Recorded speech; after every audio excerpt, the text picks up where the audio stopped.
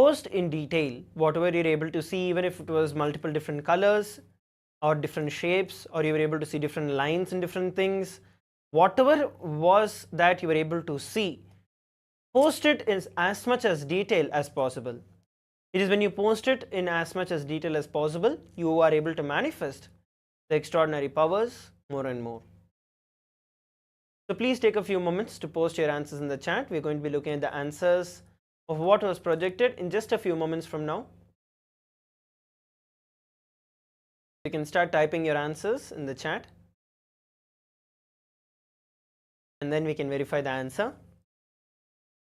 Those of you who are feeling that you are unable to manifest the power, or you have not seen anything, Swamiji has given this as a very beautiful science, where anyone who feels that you are not able to manifest power, it is not that you are not manifesting power, it is only that you are manifesting less power. And for you to start manifesting more power, all that you have to do is to attend the entire day's program with your sincere integrity, sincerely participate throughout the entire day, attend all the sessions, and you will see that you will have those clicks and breakthroughs which will in turn manifest as power in your life. So let's now verify the answer. So the image that is being projected for all of us, that was projected for all of us, was the picture of rose with its leaves. So it is a bright pink rose, as you can see.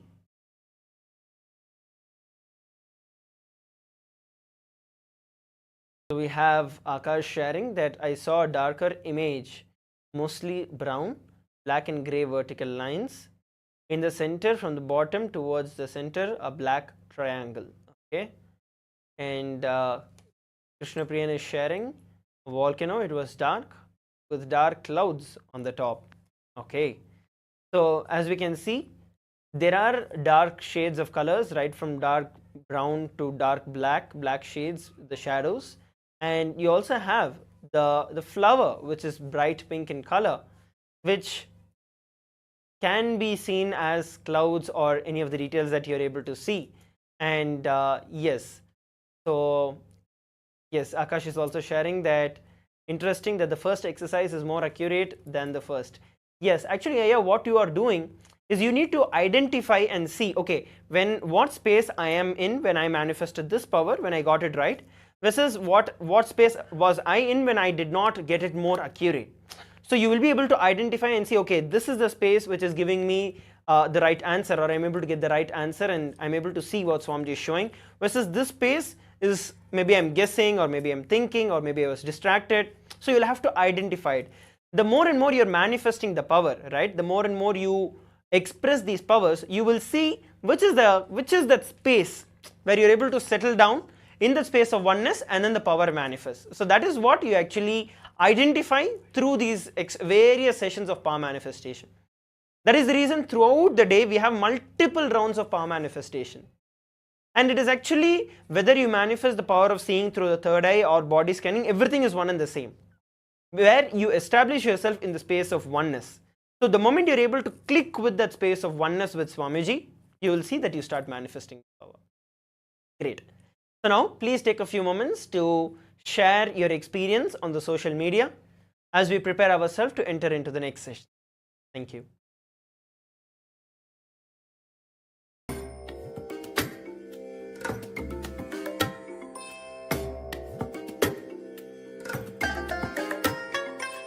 I bless you all. Let you all open all your three eyes and manifest the powers of Mahasadashiva. Om Nithyananda Paramashivoham.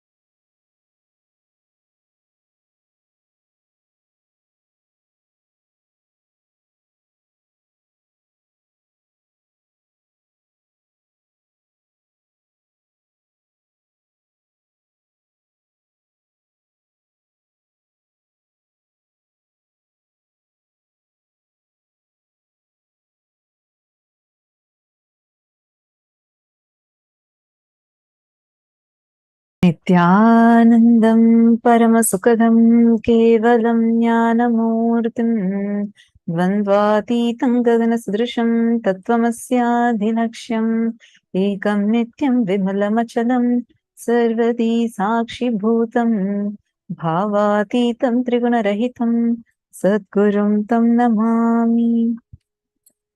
Nithyanandam to all the participants that are here with us. How are all of you doing? I know I'm so excited, like each and every one of you here, because today is it's going to be the darshan of Bhagavan Lingodbhava, and it's going to be revelation on Hindu cosmology, Vedic astrology, and removing the malefic effects of the planets from us. Oh my God, I'm so excited because this is one of my favorite days in the program too, because we see a lot of you asking so many amazing questions, and we all together delve deeper into the topics. Nithyananda Ma Hedi Shlak, Sakala, Ma Prema Karani, Madonna, Nithyanandam to all of you. Shinitya Guru Prasadini, Yaminiliyu, Ma Mahabhairava Jnana Yogini, and Ma Pramila Maski, Nithyanandam. Wonderful. Nithyanandam to every single one of you. Nithyanandam Akashaya. Akash Geronimus. I just wanted to tell you, it's so nice to see the intensity with which you're sitting and listening, the sincerity that you're having. I'm sure you would be having an amazing breakthrough. I see your participation, so that's wonderful. Nithyanandam, Zoran, Dave Reeves, Nithyanandam, King Zin Wang, Shri Nitya Krishna Priyan, Nithyanandam, Chandrasekharaya, Nitya Bhaktaya. Wonderful. Today, all of us are going to be learning about these concepts. First, how are the planets affecting us, the planetary positions? Do they really impact our lives? Are planets really conspiring against us? I mean, literally, we are taught like that when we learn about the subject of astrology. They say, the planetary positions are so bad for you. You're going to have this, you're going to have that. And we're always having a fear-based relationship with the planets. But Swamiji is going to be replacing that fear with immense friendliness, and where the planetary positions are also going to become a part of your success. You're also going to be learning the secrets of how the cosmos functions, what's Big Bang, what's black hole, and how this understanding about black hole transform the way we are in our lives. We're going to learn all of these. So I'm very excited, like every one of you that are here. So shall we all enter into our first session? And I just wanted to also request every one of you, take a few minutes and call your family, friends, and relatives, whoever you feel are really struggling in their life and looking for, sometimes you'll be working hard and literally trying all your level best. But if your planetary positions are not right and you do not know what to do, you might be facing, suddenly you'll feel like all of a sudden, irrespective of the effort you've put in, irrespective of the kind of things you have been doing, the results are something completely different. I feel like as if someone else is conspiring and getting you into the situation. So you don't need to worry about it anymore, because today's sessions would give you a lot of clarity and answers to these conflicts that you might be having inside of you. Take a few minutes. Whoever you feel would really benefit from this, please give them a call, because today's every session is so important. That's why we were emphasizing on attending the full day, because every single session that we are learning is of utmost importance, And that's the reason Swamiji has designed this program in such a way where you learn, like whatever concepts we are learning, all these are very, very advanced. These are not the basic level understandings. That's why this is the level 3 program. And Swamiji has opened this up, designed it in such a way that at least if you are listening intensely, attending the full day program, you would even start grasping what kind of initiations you're actually receiving. So please invite your family, invite your friends to come and be a part of this. Now let's enter into our first session.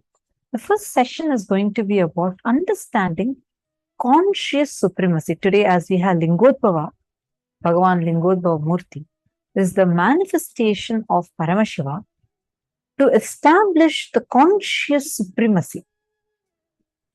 Paratva, conscious supremacy. And enlighten Brahma and Vishnu. We'll learn more about the story later towards the day. So that's it. The first session is going to be about what is conscious supremacy.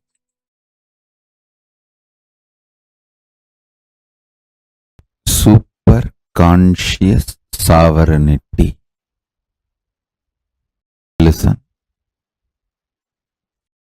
Super conscious sovereignty is the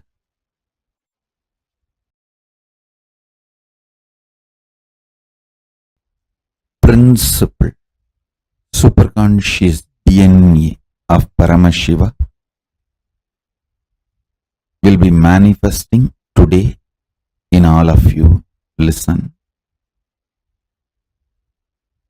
Superconscious sovereignty. Let me explain. Listen intensely. What I am going to say now, the superconscious sovereignty, you don't need to practice. I'm just going to put this like a golden light ball inside you. It will just start manifesting. Listen to this. Your super consciousness is the most supreme, and your super consciousness makes all the patterns, the self-doubt, hatred, denials, or anything restrictive in you, makes all of that irrelevant. Your superconscious sovereignty does not fight with your problems. It just makes your problems irrelevant.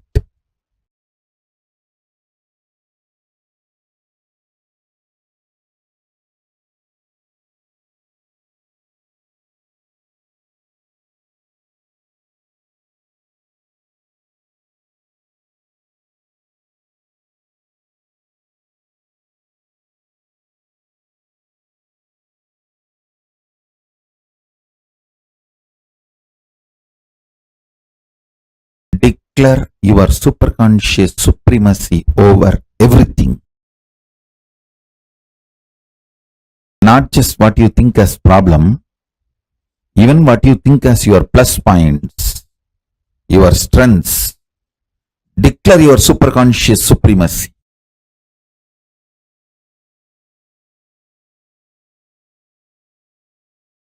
As Paramavatara of Paramashiva, I'll make it happen for all of you. You just declare. Understand?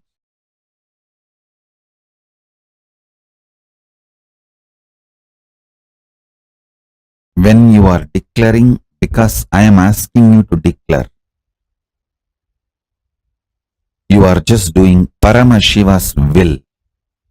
You will simply manifest it. I ask you to declare your superconscious sovereignty, your superconscious supremacy over everything.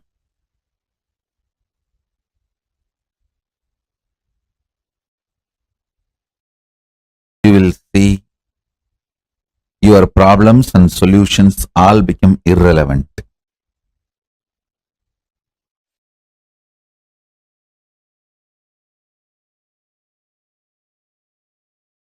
Understand?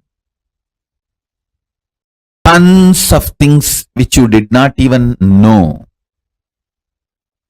but sitting inside you like a parasite will just leave you. They will all be just burnt.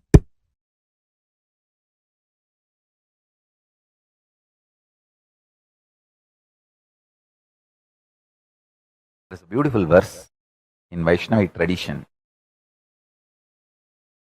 Chaima malaibol meni, pabalavai kamalachengan, achuda amarar ere, ayardam kolunde ennum, ichuvai tavira yanboi, indira logamalum,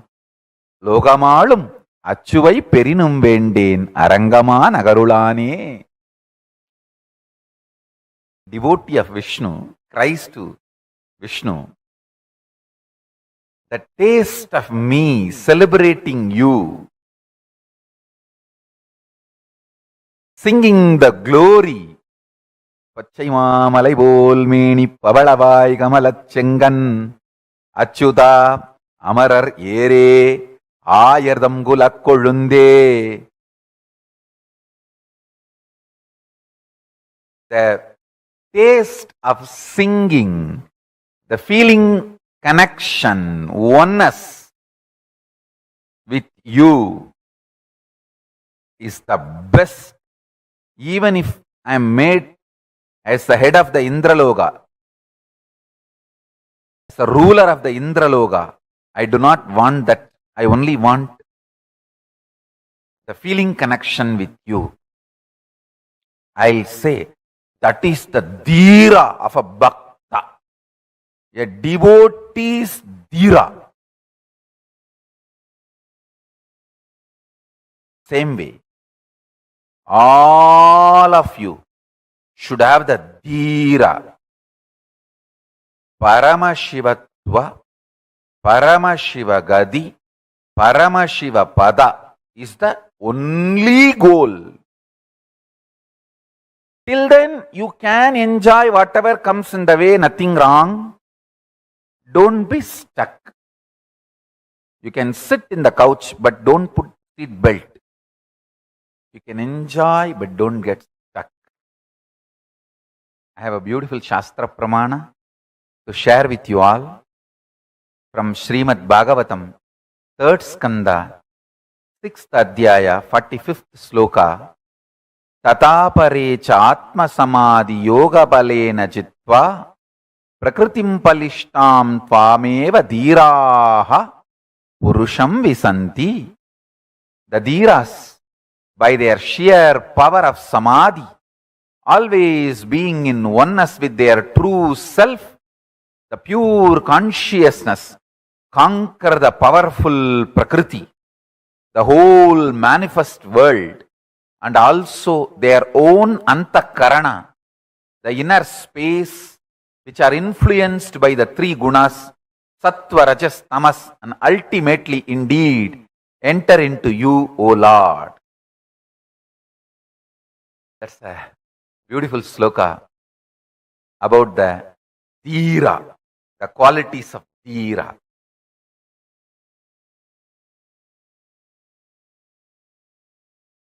Understand? Your self-doubt, self-hatred, self-denial. Please listen. Your greed to achieve in the land which is not in your control strengthens your self-doubt, self-denial, self-hatred. Your self-doubt, self-denial, self-hatred, SDHD gets strengthened if you try to declare supremacy over something which is not there in your hand. You have only next few days in your hand. Declare your supremacy over that few days.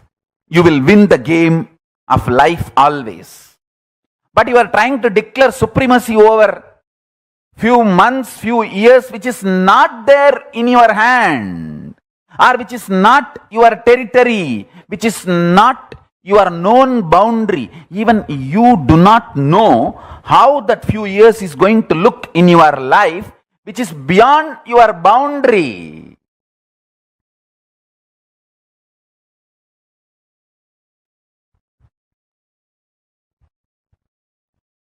Declare supremacy only over your territory, known territory. Whenever you try to declare supremacy over your unknown territory,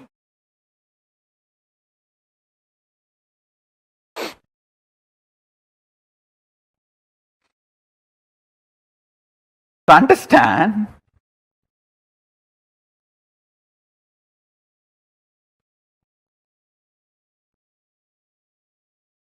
declare supremacy over the time space available to you. That is what I call Satya Sankalpa.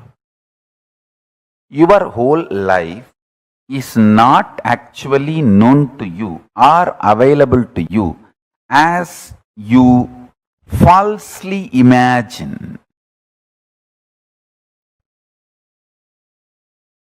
Listen, if you are in certain space, mood is the fragrance of the space. If you are in love, you will have the friendly mood. If you are in peace, you will have bliss mood. Moods are the fragrance, flavor of space. Your ability to retain your space is only the time available to you as your life. For example, if I can retain my peaceful, joyful space and radiate the mood of ecstasy, bliss, for next 2 days, then only the 2 days is the time I have as my life. So, I can only plan for the next 2 days, only that will be successful and strengthening my confidence about me.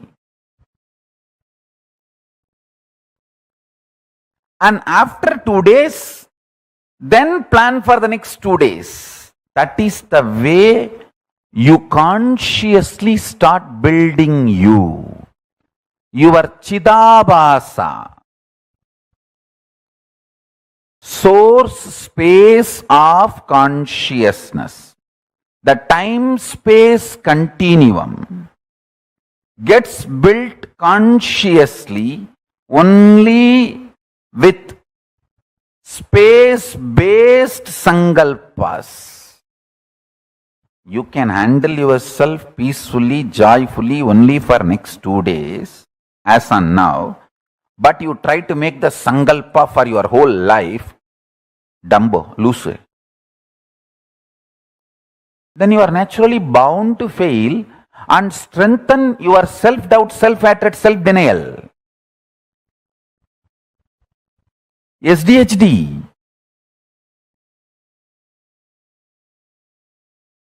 So make sankalpa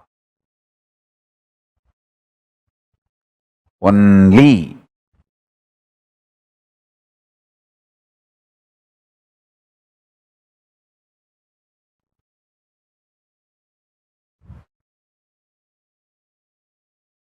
for the time space available in your hand, in your life. That is first. Listen, this is first. Second,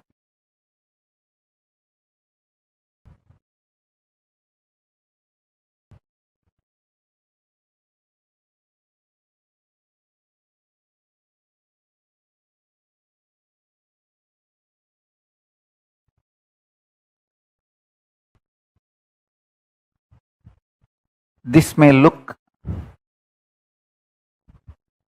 too simple, but when you start practicing, you will understand how powerfully this technique works for you to be stable. Understand? The most beautiful emotion which can bring stability in your life is love. Morning when you wake up the Atma Linga which you are wearing. Mahadeva, please wake up. Morning when you take bath, Swamiji, please take bath. Pour few drop water on that linga. Always wear it. That is the best way.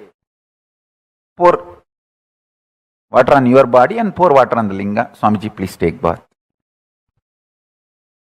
When you eat, whatever you eat, Swamiji, please eat. When you brush, you don't need a separate brush. Nothing is wrong. I am telling you, I am your guru. To whoever I gave the Atma Linga,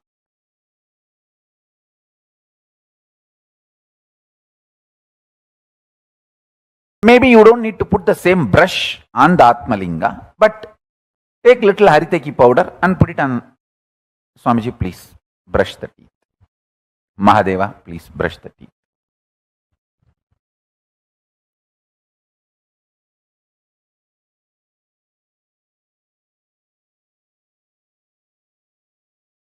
Too simple. And when you are falling asleep, tell him, Mahadeva, please sleep.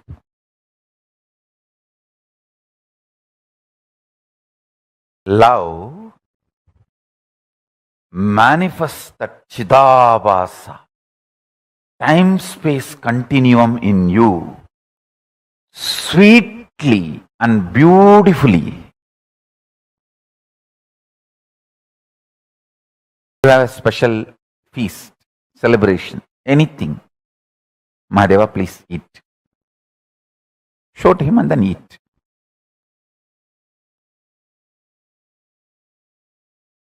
Start this. It is too simple. Time-space continuum. That Chidabhasa will explode in such high energy. When you spray perfume for you, just put little on him. Mahadeva, very good perfume. I got it yesterday. Lipstick, just put little, nothing wrong. Whatever I am enjoying, I have to give. This is what my gurus taught me. And I have enough Shastra Pramanas to prove what I am saying is right. Whatever you enjoy, offer it to him and enjoy. If you are lying on your couch, tell him, Mahadeva, just lie down. Rest, enjoy this sea beach. I tell you, he is neither outside you nor beyond your reach. He is the source of you. When you generate a love, sweet relationship, that makes your time-space continuum huge.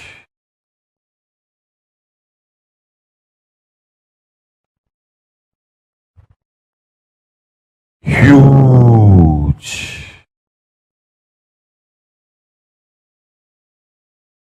Even if you don't feel like wearing your Atma Linga, even the Rudraksha is actually Rudraksha Linga.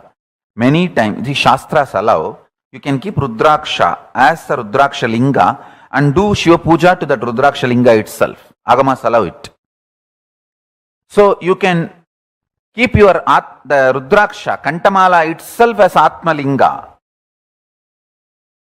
If you don't have Atma Linga or don't want to wear the Atma Linga, you can treat Kantamala itself as Atma Linga and tell, hey, Mahadeva, please eat.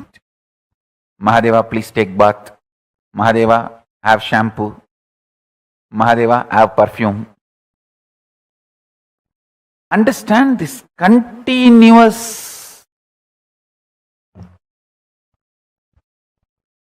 love continuum will make your Chidabhasa powerful.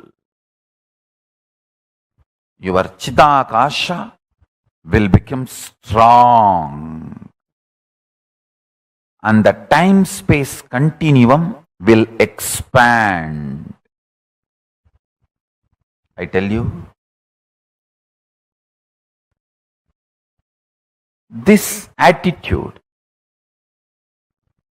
this will start building everything. People who lived around me can remember very clearly. Even if some book is printed, invitation printed in our KAILASA, in our Sangha, and first copy is brought to me, first I'll take it and put it on Atmalinga.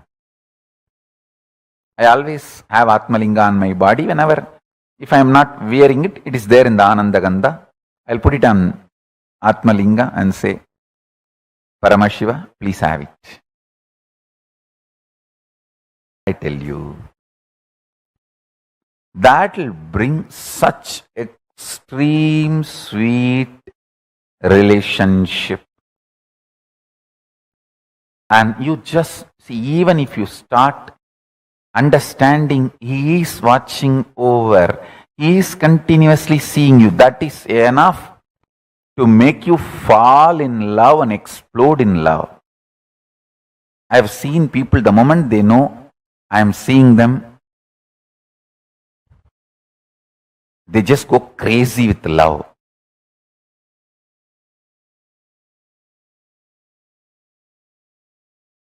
The moment you start understanding Mahadeva is watching you, you just explode in love. The Chidabhasa explodes.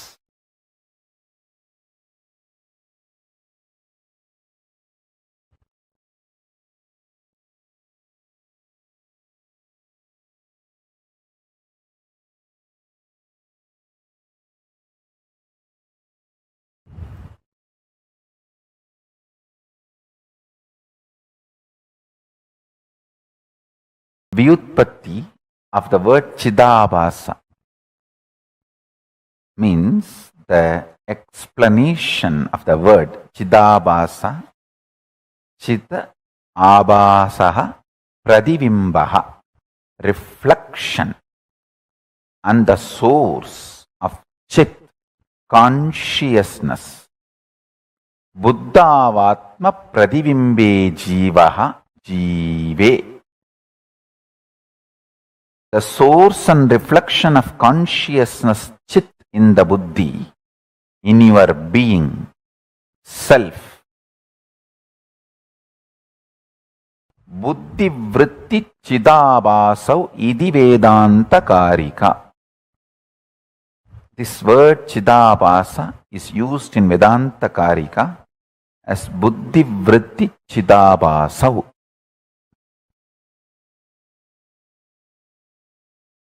Listen. The source where the being of Chit and doing of consciousness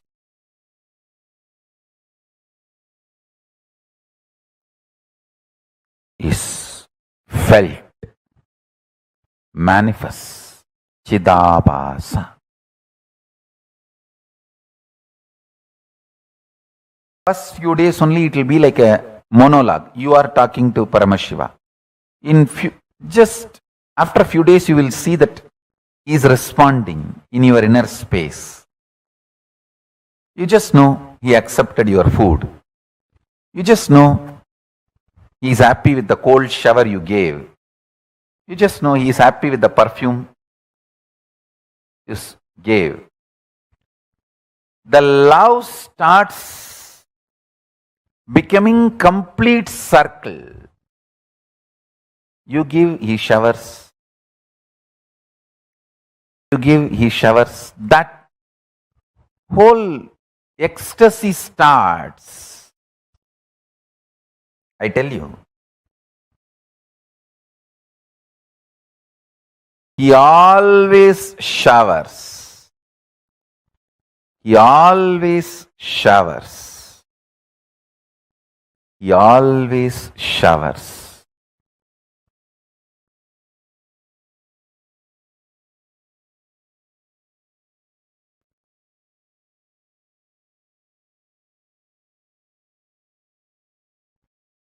He only makes sure you don't start using Mahadeva's love as your crutch. You should not use his love as your crutches. You should not become handicapped because he showers on you. That's the only thing he makes sure. Because he wants to make you fly through his love. He doesn't want you to become sick and start using him as your crutches. No. The only thing Paramashiva looks, when I pour my love, are you going to fly, using it as inspiration to inspire yourself? That's all.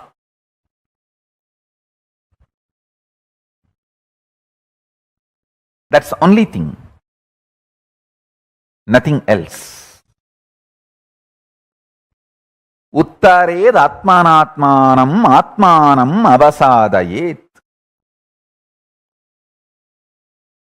See, ability to inspire yourself without the external inspiration means you found the source of your love inside, internally. Chidabhasa of you has opened up. The Chidabhasa in you is Paramashiva.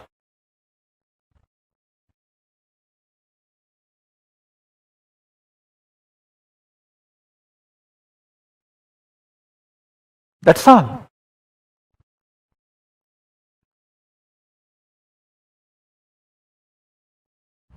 Listen to this few understandings.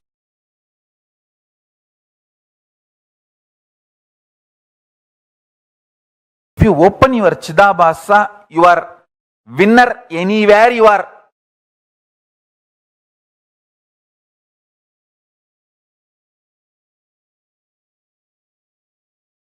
See, how much time and energy you spend grooming a puppy, pet. Even 1% of the time and energy if you spend grooming your own personal Paramashiva, your Chidabhasa will open up. Your pet opens the love dimension of you. Your Atmalinga opens conscious dimension of you. I tell you.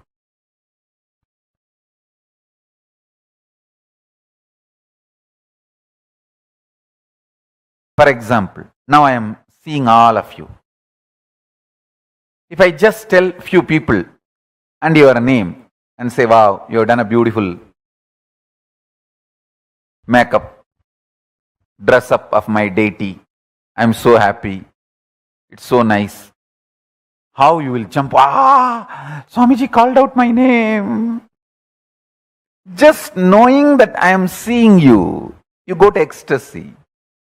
Same way, Paramashiva will make you realize in few days he is seeing you. That will put you in such ecstasy, the ecstasy of Chidabhasa. Understand? The ecstasy of Chidabhasa.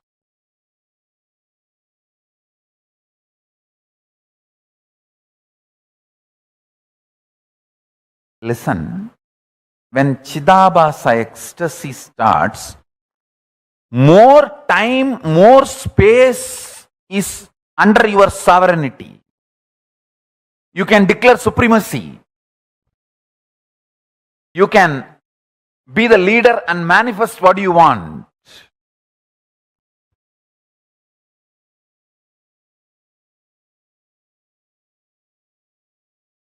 It is not even declaring supremacy, declaring oneness.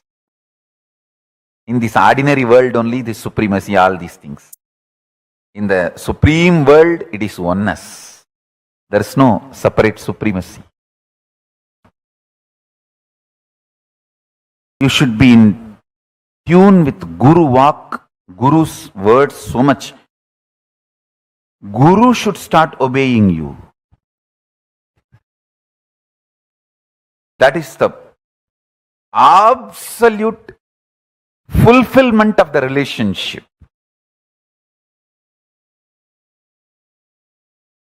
Between you and Paramashiva.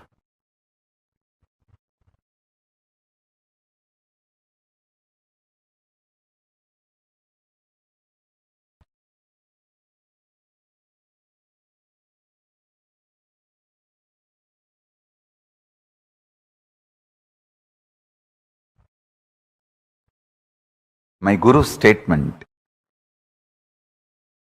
and her Guru, my Guru's Guru, Paramaguru,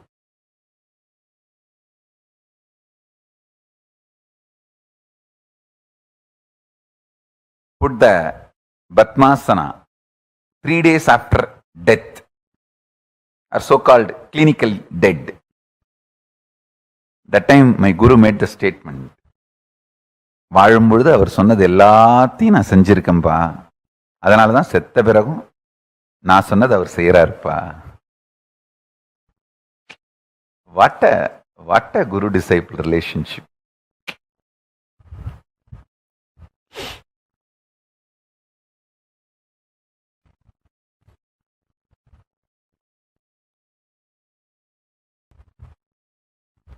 Guru is obeying you even after death.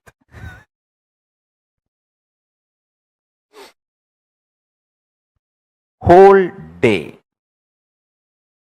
as many times as possible, whether you eat, sleep, take bath, spray perfume, just do it for your Atmalinga also. Through Atmalinga to Mahadeva, to your Guru or Paramashiva. In Hindu tradition, literally we treat Guru and God as one and the same. Guru is the manifestation of God. God is unmanifest component of Guru. That's all. Avyakta Guru is Paramashiva. Vyakta Paramashiva is Guru. The manifest Paramashiva is Guru. Unmanifest Guru is Paramashiva. Guru's unmanifest dimension is Paramashiva. Paramashiva's manifested dimension is Guru. That's it. So anyone leads to another. That's all. If you catch Paramashiva directly, start praying, he will appear as Guru. If you catch the Guru and start connecting with him, he will lead you to Paramashiva. That's it.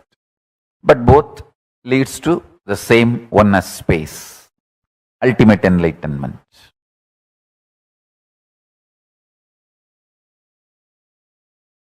Ishwaratva. 3 things I want to tell you. You guys have done the best thing for sitting for this initiation. Whatever reason you chose this initiation, you have done the best thing. It may be lottery, Sukra's grace, luck, whatever you call it. Anything you have given up to sit for this initiation is worthy. Listen to that first. Any fellow who has missed this initiation has missed in a big way. How can I digest this vast expansion?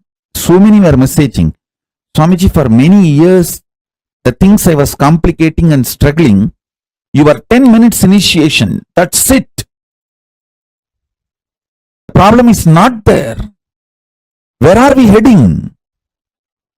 With so much expansion, listen. First, drop getting terrorized by becoming large. When I am infusing superconscious DNA of Paramashiva in you, so much expansion, you get terrorized. You get, oh God, it is too much. So you pick up one small thing which did not manifest. Like your diabetes, sugar did not come down. You pick up that and go on harping on that to make you feel, oh, expansion is not too much. It's all under control. You are still a human. Listen to every word. First, how many of you feel too much expansion is happening? It's really making you feel overwhelmed. Raise your hand. These people feeling overwhelmed with too much of expansion, too much of manifestation, overwhelmed. Raise your hand.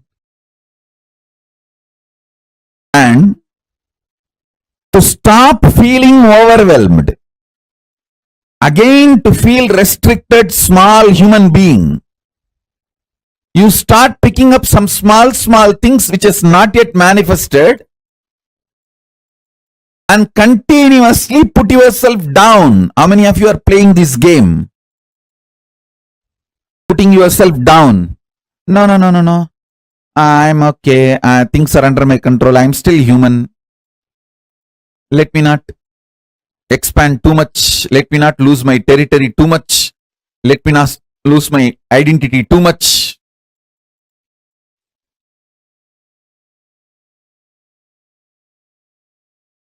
Listen. Drop both. Drop getting overwhelmed. Drop self-beating. Drop both. Sit as Ishvara now. I am not asking you to visualize. I am asking you, see it very clearly. What you want is happening as your future. Your fear of what you want happening will be blown away. You all may think, oh, no. I'm only greedy about what I want should happen. No. You are afraid what all you want may happen. I am telling you, you don't need to believe. I am telling you the truth. I am not interested in listening to your argument. I am giving the judgment because I know you more than you know you. I am telling the truth directly. You are really afraid of all you want happening as your future. That's the truth. You feel, oh God, if everything happens, whatever I want, what will happen? Life, oh. Your comfortable, sillified zone will be blown away, which is one part of your identity. You are afraid of losing it.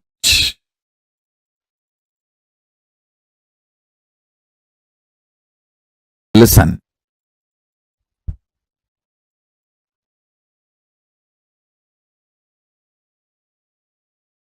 As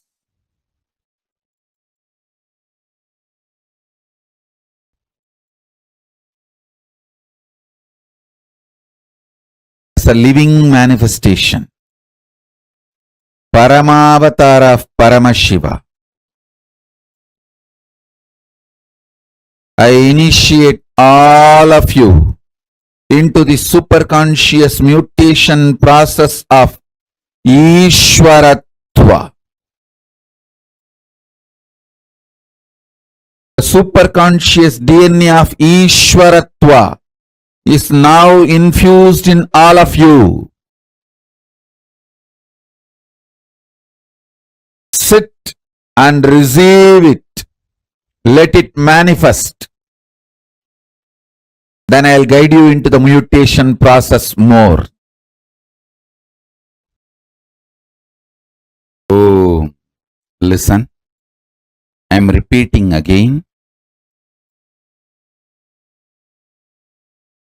I'm adding the Ishvaratva, superconscious DNA of Paramashiva, Ishwaratva means all powerful and manifesting whatever you want. All powerful is Ishwaratva.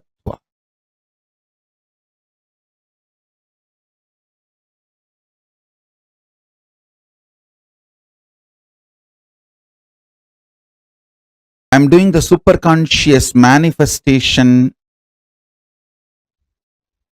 process, superconscious mutation process, by putting the Ishwaratva DNA of Paramashiva in you.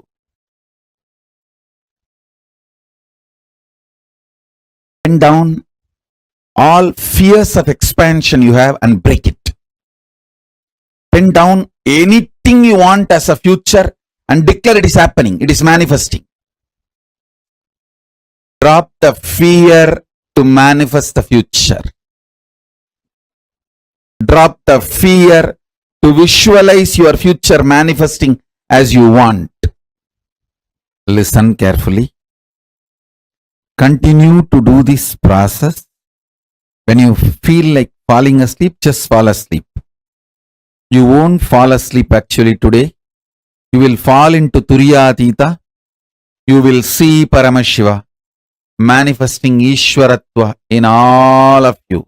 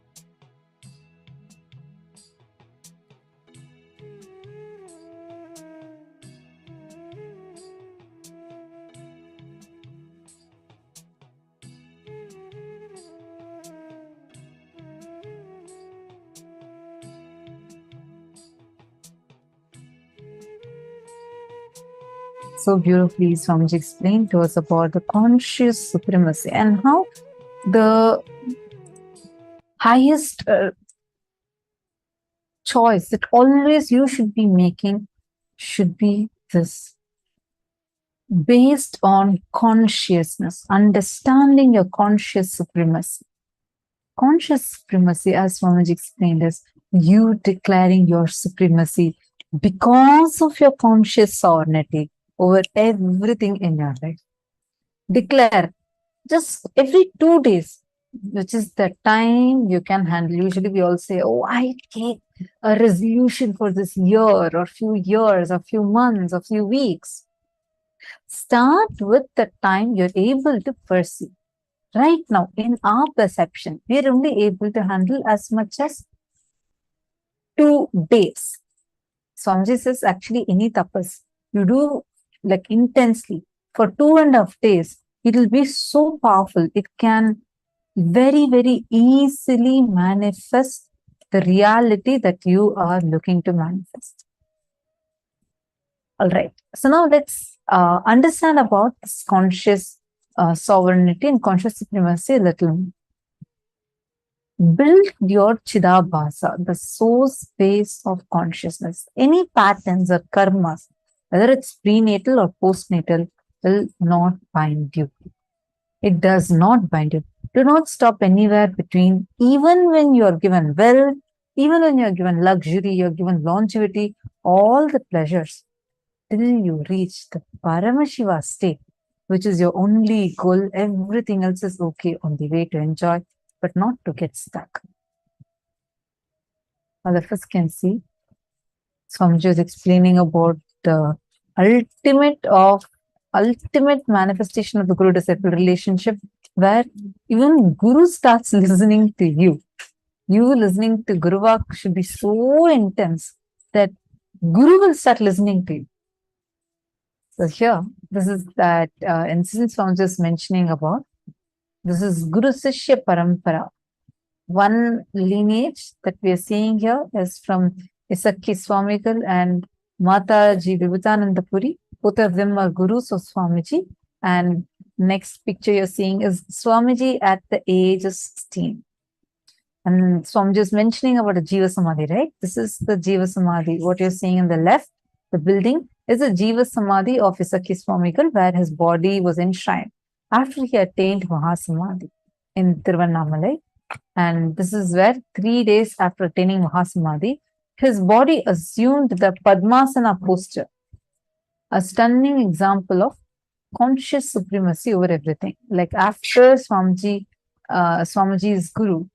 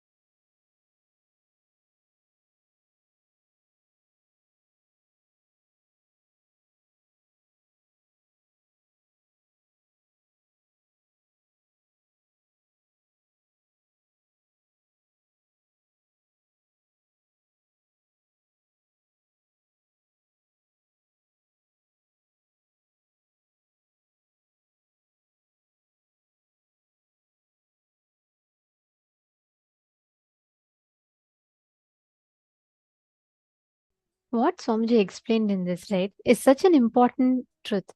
Because Swamiji said the listening should be so high to the Guru. The Guru Vak, the way you follow, should be so high that even the Guru listens to you. This is literally the definition of what it means to be consciously sovereign. It's a very beautiful this thing. Whenever you start getting terrorized by your own expansion, when Swamiji is infusing the superconscious DNA of Paramashiva in us, so much expansion happens. The only thing is you need to stop getting terrorized about that expansion. You need to stop terrorizing yourself about the expansion. The moment you realize, the moment you experience that shift, you decide you have a superconscious breakthrough happening in you.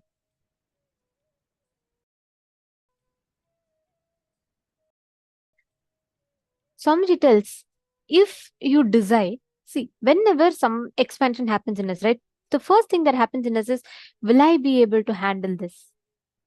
That fear, that resistance to expand, pen that down. Take a few minutes, pen down anything which you want as future, and pen down the fears you have. First, pen down the fears you have.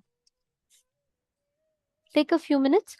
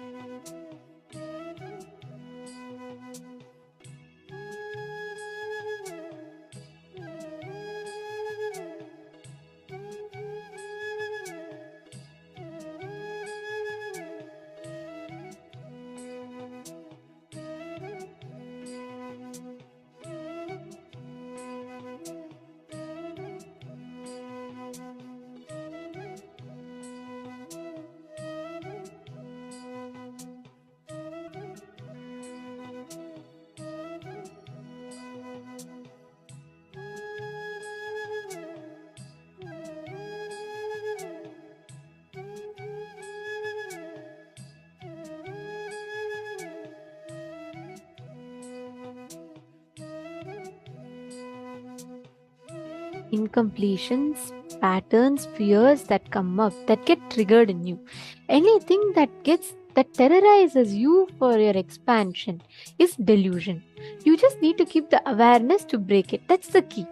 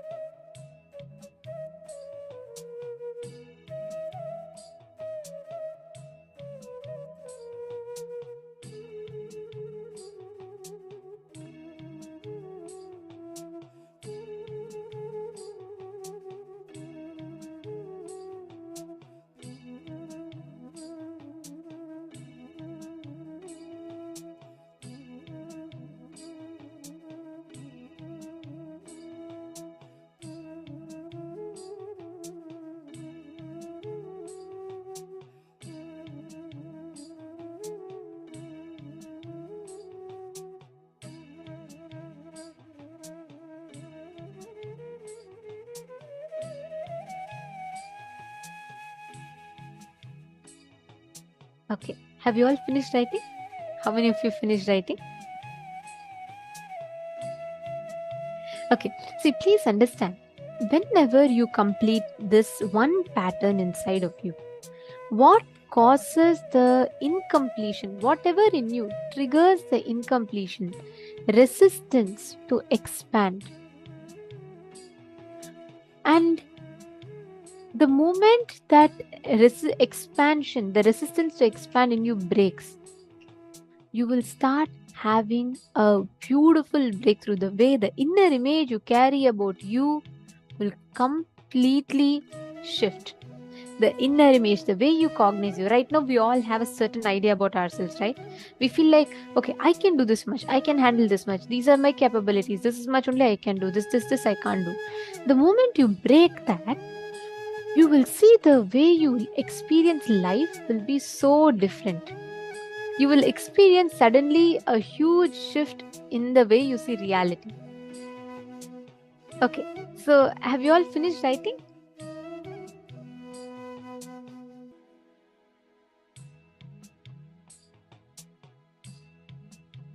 Okay, now I'm going to be, we're all going to be manifesting a very, very interesting power.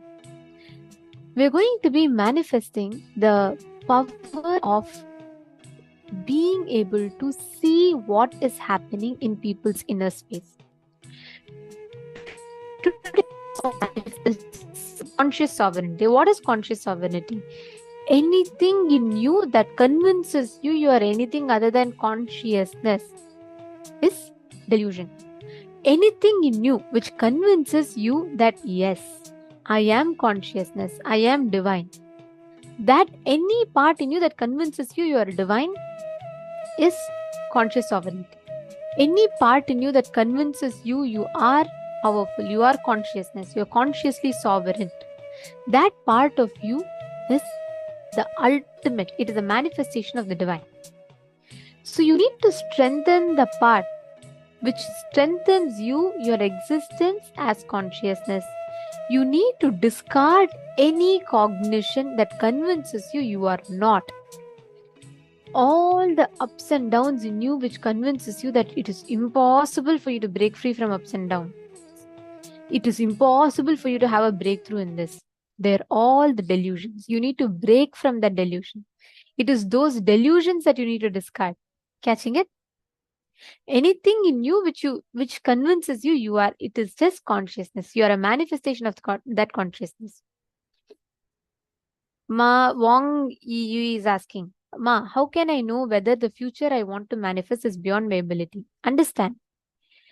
Your mind can actually not cognize beyond the next 2 days because you will not know. For example, by next year, I want to achieve this. The way you cognize that future, Ma Wong Yi you, the way we cognize the future, actually inside your inner space, it is not expanded enough for you to have. You can have a goal. It's not wrong. You can say, okay, by the end of next month, I want to manifest $100,000. That's not wrong. But your planning for that goal should be within next 2 days. Many times we do a long-term plan. We say, oh, 1 week from now, surely I will go to the gym. After that, 1 week from there, I will aim to reduce this much. Your action plan should always be immediate. For example, you can say today is 11th October. By the 31st of October, I want to reduce 5 kgs. Okay, that is not wrong. It's a goal. You're having a futuristic goal. That is not wrong. But the action points for that, if you plan, okay, 1 week from now, I will start the gym. It'll never happen. Be very clear, it'll never happen.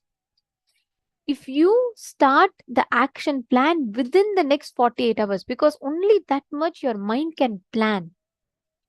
Your mind, the moment you plan for something, your inner space prepares. It starts psychologically preparing for it.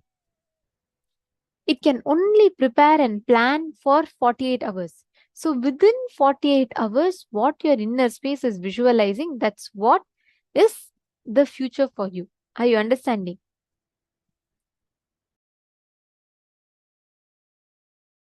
When you declare your conscious supremacy, your ups and downs, your highs and lows are not you.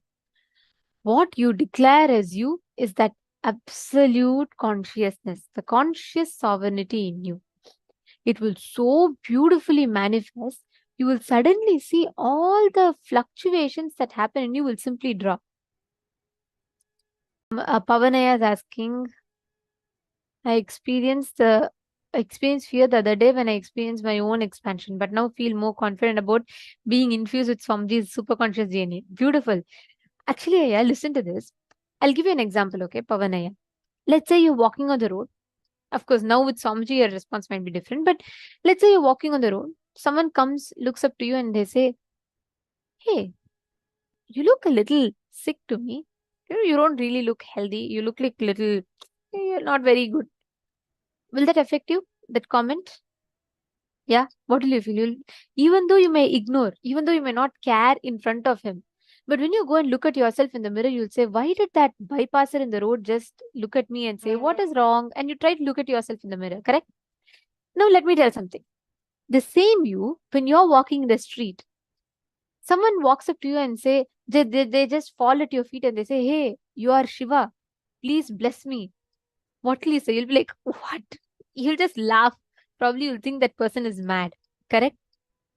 You'll think like, what? Is he crazy? Is he coming? He's coming and telling me I'm Shiva.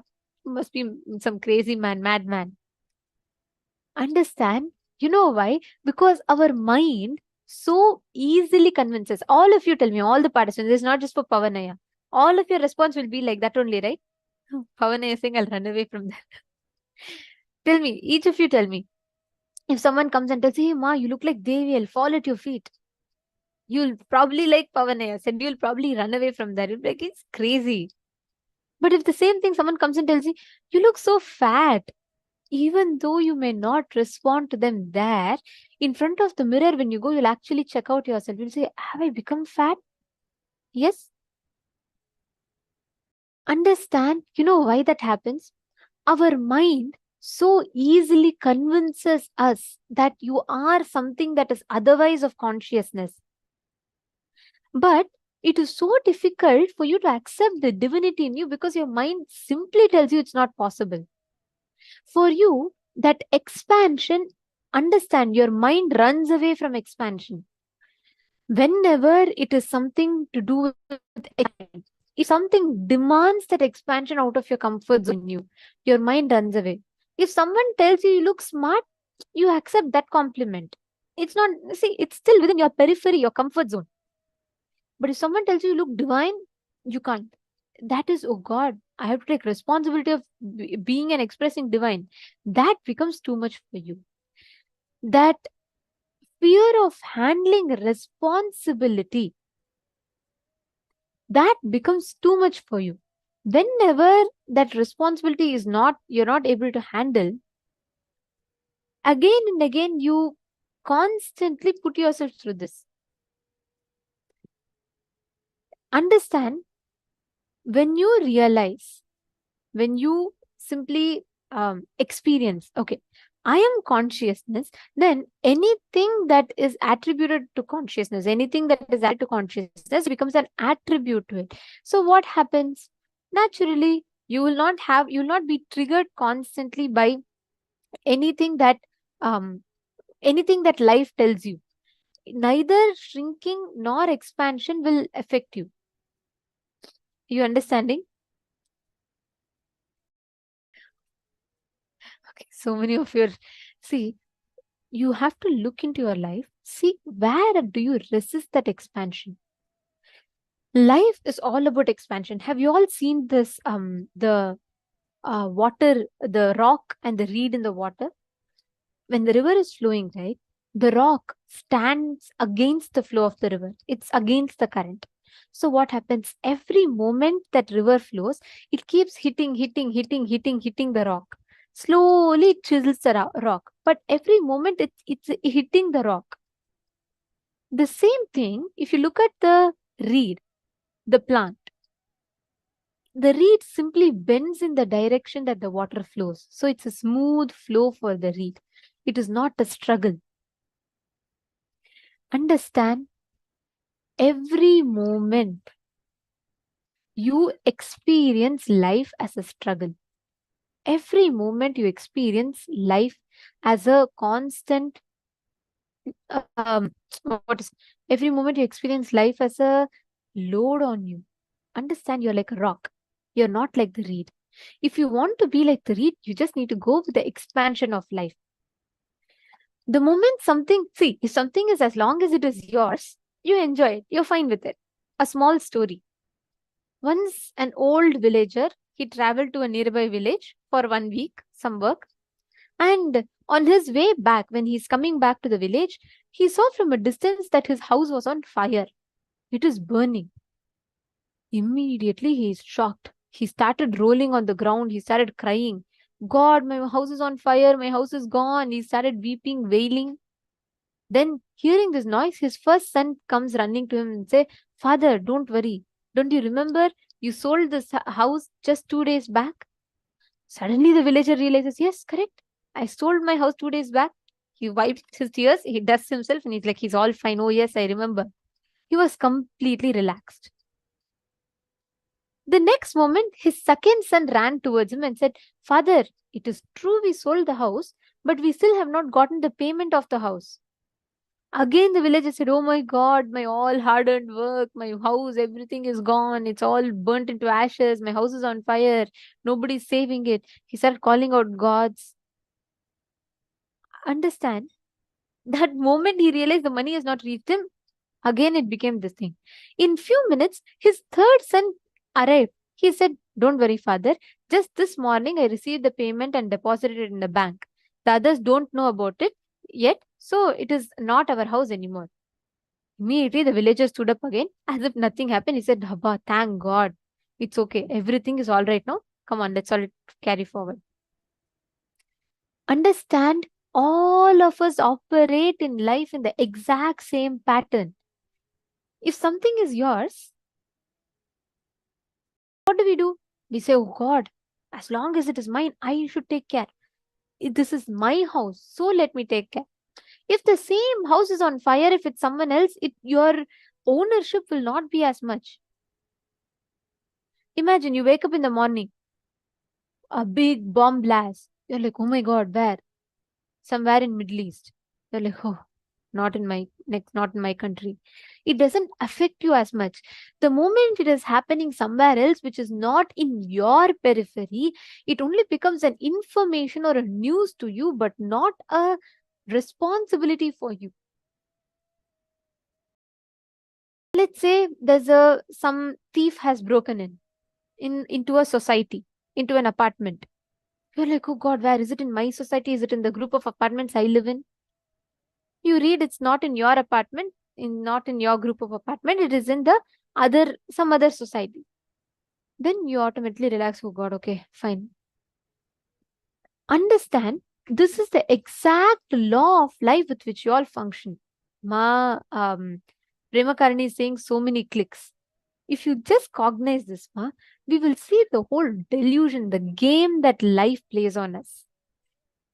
Pavanaya is saying, how does one complete with that fear of responsibility, ma?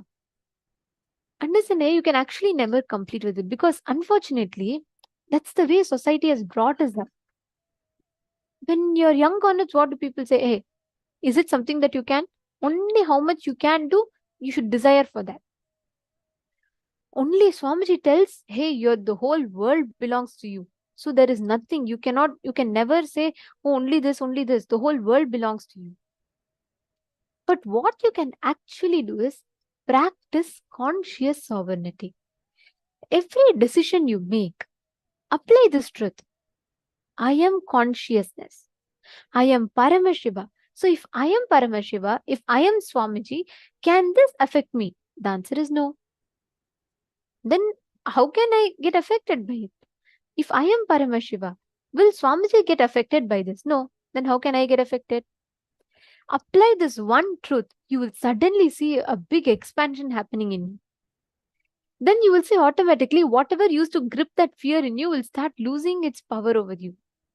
You will not have any more that sense of respect. You will not have any more that sense of, "Oh God, this like this, like this." You will not have that sacredness that you give to the situations that life presents to you, will not anymore be there. Are you understanding?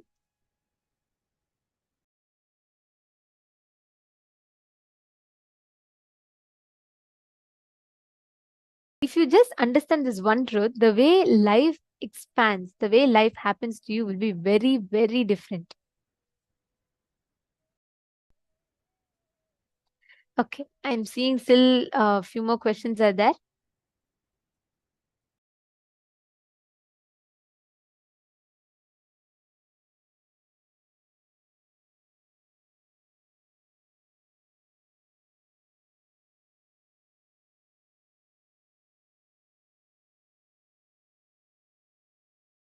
Anyone else also has questions? You all can post it.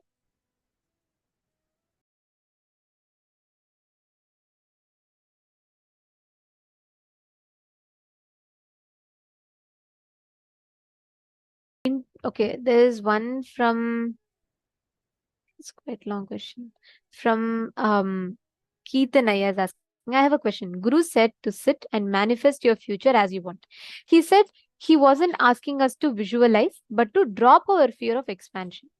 And he said to consciously manifest our future as we want, and that it's not just to visualize. Is consciously manifesting your future a combination of verbalization, visualization, and something more?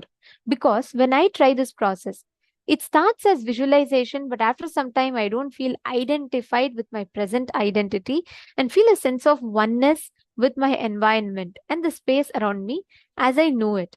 But when I try to add intention to it to manifest my future, I feel pulled back into personal identity and back into just visualization level. Am I on the right track, or is there more and more process that I have not yet clicked with? Okay, very nice question. I'll tell you a very beautiful answer that Swamiji gives. See, the moment you visualize a reality,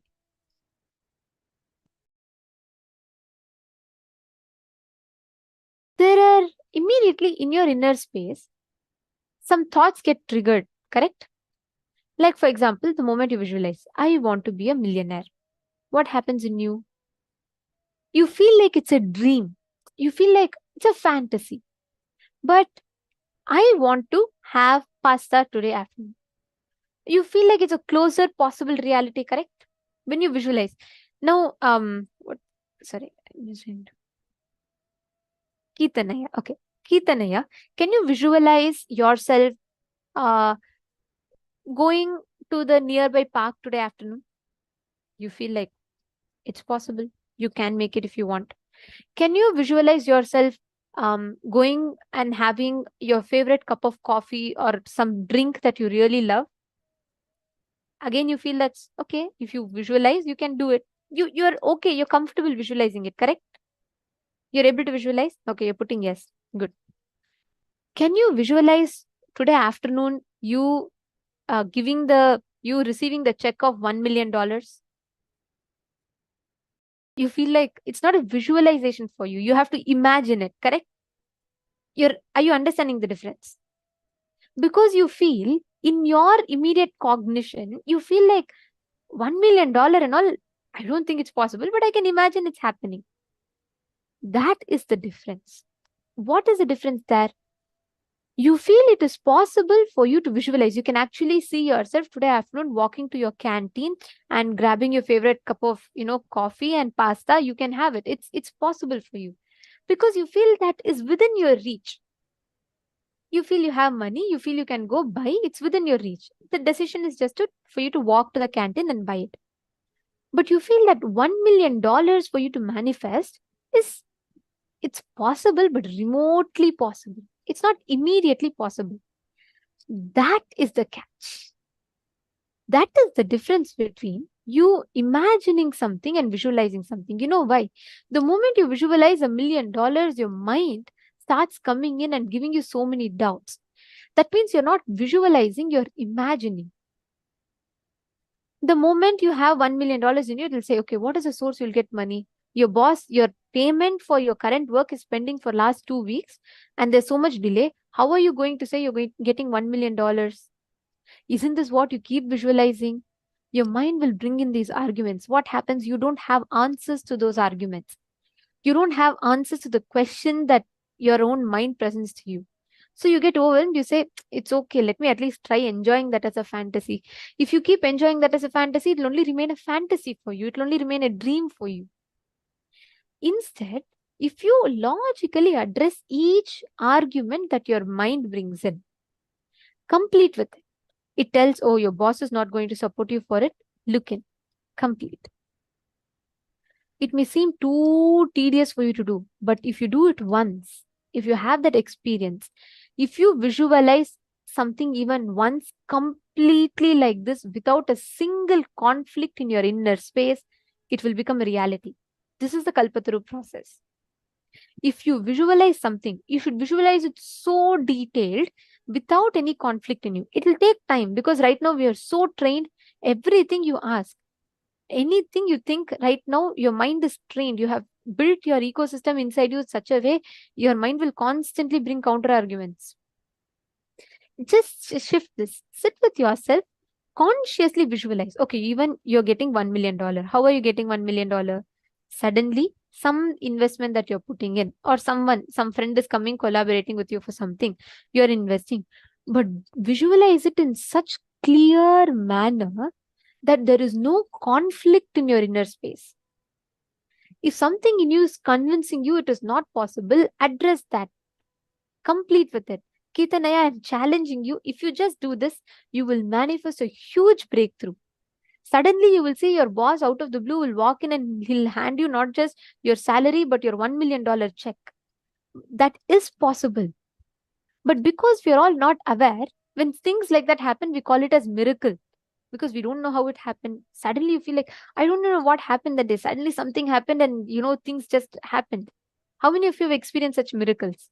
You want something, you would not even know how it happened, but that would have just happened. Because we don't know the science, we call it miracle. But the science is this.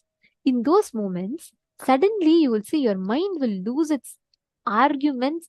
It will not be able to bring you any point to convince you it's impossible. That moment, your whole inner space together will click, say, yes, I can do that. That clicking in, that inner space clicking is Kalpataru. Understanding, Ketanaya?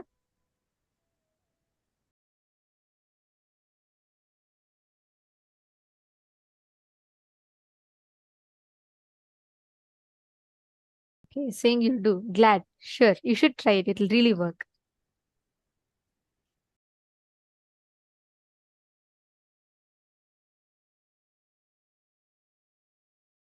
Okay, Maisk is saying, but with the expansion, center moves, expands in and out. And aloneness, moments of enjoyments are lost, gone. Where only Tyaga is there.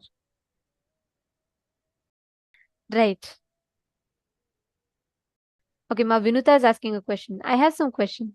I get into this feeling on oneness. But when I try to manifest my consciousness, my consciousness comes to I. Because suddenly I'm aware of body and my name and such other things. So how do you expand? How do you visualize yourself as consciousness? So, Ma, I'm seeing the question. Ma Vinita has asked this question. Yes. See, Ma Vinita, first and foremost thing, inside of you, start with cherishing your conscious supremacy. What does that mean? In every aspect, celebrate yourself because your consciousness. Every aspect, start cherishing. Everything, something is happening outside. It's because your consciousness is manifesting. Cherish the consciousness inside of you, because that is the one which is manifesting things outside for you. When you start more and more focusing on cherishing that, automatically the center will shift from I to your consciousness. All right, so now let's move to power manifestation. Here, chant Mahavakya.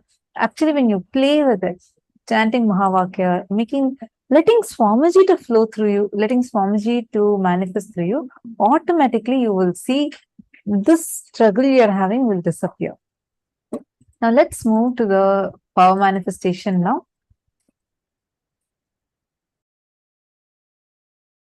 As all of us are manifesting this conscious sovereignty-ness, the super conscious sovereignty-ness, what we are going to be manifesting is, see, your ability to know, micromanage your inner space is exactly the ability for you to micromanage the other person's inner space. What does that mean?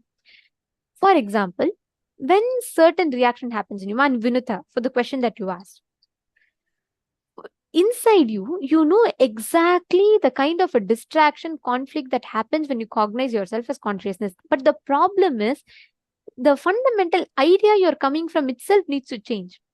Why do you think your name is something other than consciousness? Why do you think your form is something other than consciousness? When you're saying your consciousness, you're trying to assume consciousness with a judgment of what you think it is. Like, for example, the moment we say consciousness, we visualize a vast space, we visualize universe, we think, okay, visualizing myself as universe is consciousness. No. You remembering yourself as you are, as the identity, Vinuta Nagaraj, is also you remembering your consciousness. But that remembrance should happen from the association of consciousness, not from the association of powerlessness. You are trying to drop your identity. You're trying to drop visualizing you. That will not work. Just drop the powerlessness associated to the you that you carry. For example, the moment someone tells you, the moment you remember you, do you feel, wow, I am consciousness. My form is consciousness. Just do you feel like your whole being is enjoying existence? Or inside you, do you feel a conflict in you? When you remember yourself, is there some guilt coming in? Is there some anger, some pain coming in? If that comes in, be very clear. You're not visualizing yourself as consciousness. You're not expanding as that consciousness. So, when you micromanage your thinking, when you have the ability to identify precisely what is happening in your inner space, the way you manifest reality will change. The way you see the reality occurring in front of you will change.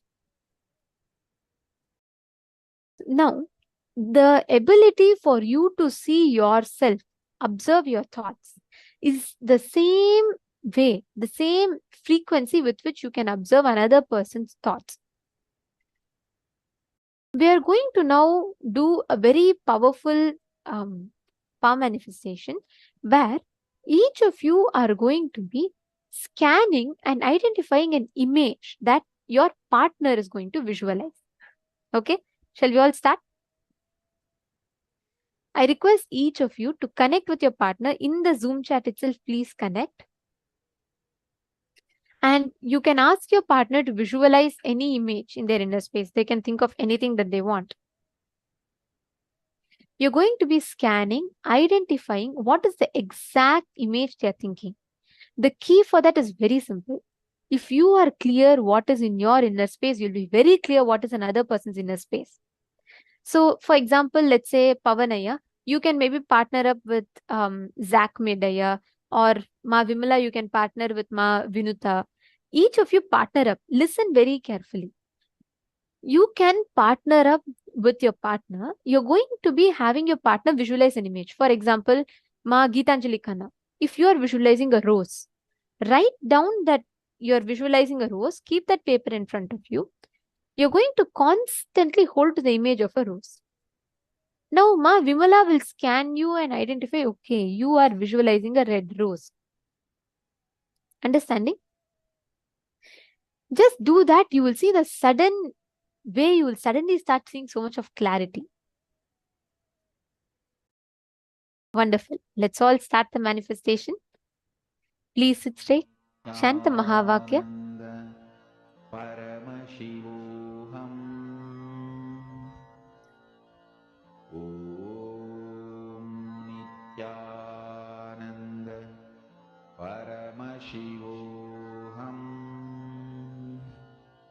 Om Nithyananda Paramashivoham. Om Nithyananda Paramashivoham. Om Nithyananda Paramashivoham. Om Nithyananda Paramashivoham. Om Nithyananda Paramashivoham. Om Nithyananda Paramashivoham. Om Nithyananda Paramashivoham. Om Nithyananda Paramashivoham. Om Nithyananda Paramashivoham. Om Nithyananda Paramashivoham. Om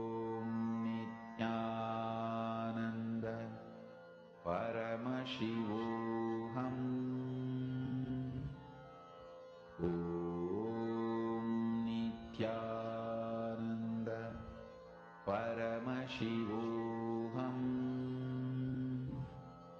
Om Nithyananda Paramashivoham. Om Nithyananda Paramashivoham. Om Nithyananda Paramashivoham. Om Nithyananda Paramashivoham.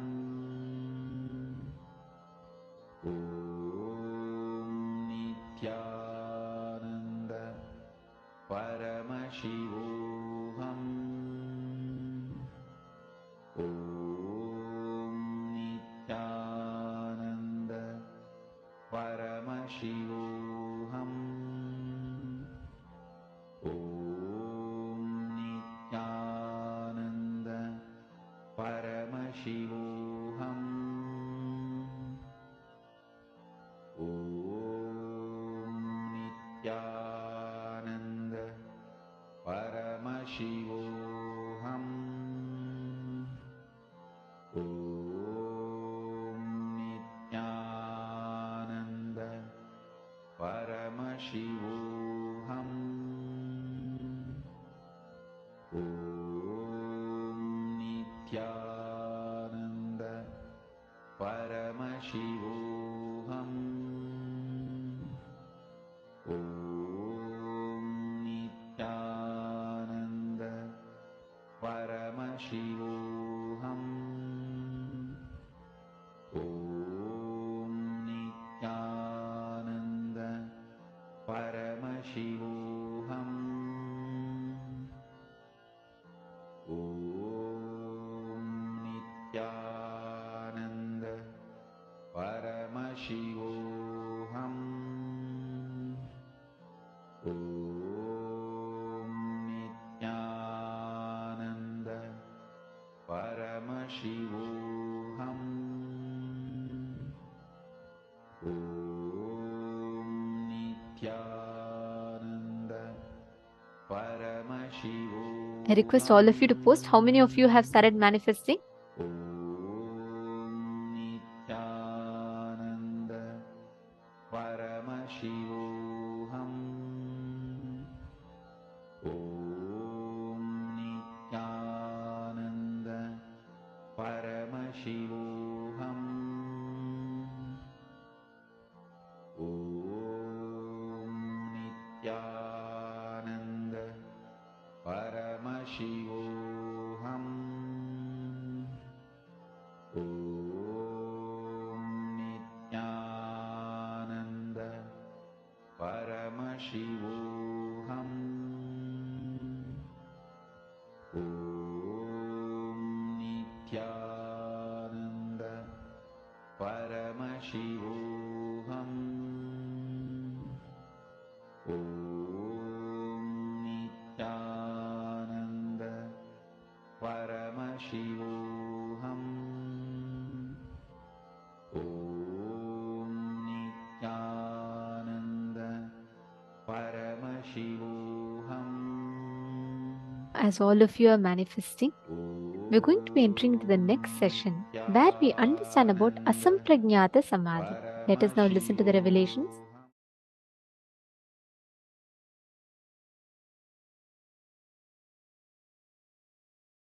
How many times you get into the car and start the car and drive almost 1 hour, you reach from home to the home to the office. Only after reaching the office and you park the car, you will realize, oh God, office has come. Means that full 1 hour, you only had chronological time, not psychological time. You are caught in your patterns, you are grinding, you are chewing your pet. Your inner space had only chronological time. It did not have psychological time or conscious time. You were not consciously living, alive. every time you are ferocious with yourself and break a pattern,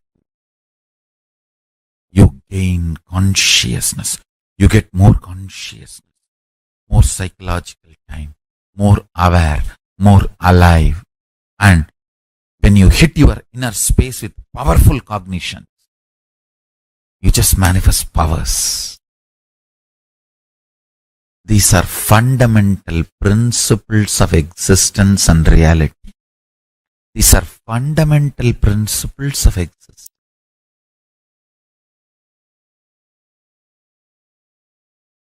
I heard this directly from Arunagiri Yogeshwara.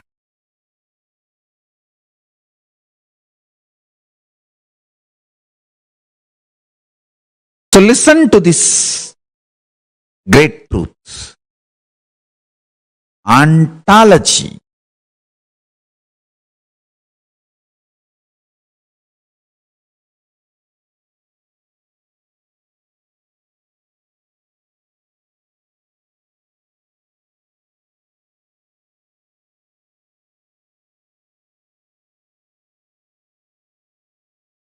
It's like a metaphysics of existence, beings.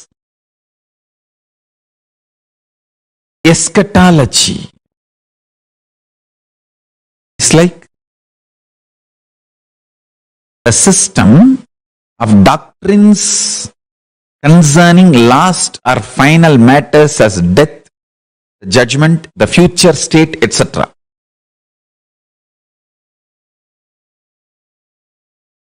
Epistemology is branch of philosophy that investigates the origin, nature, methods and limits of human knowledge. Axiology, the branch of philosophy dealing with values of those ethics, aesthetics or religion. Now, one by one I'll map. The ontology of Paramashivam Jnana. Listen carefully, intensely.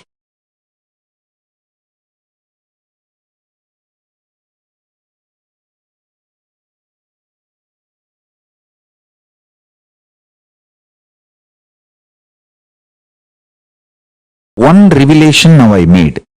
If you decide to change your inner space, your outer reality changes drastically, shockingly. That's what we call miracles. In the field of metaphysics, miracles are no more miracles. It is a simple science. You can cause it. When you can cause it, it is effect of the cause. When you don't know the cause, only effect is there, you call it as miracles. Or sometimes accidents. Here, in the field of Paramashiva ontology, there is no miracles, there is no accidents, there is no coincidence. There is only cause and effect. You change your inner space, you manifest miracles. And everything manifests, just falls so beautiful around you.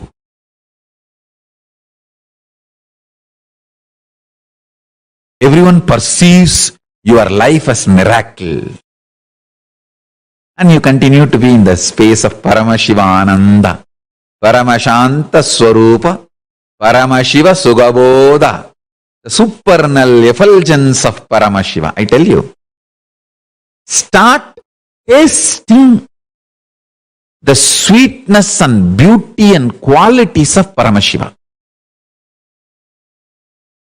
Anybody who gets the taste of qualities of Paramashiva is liberated.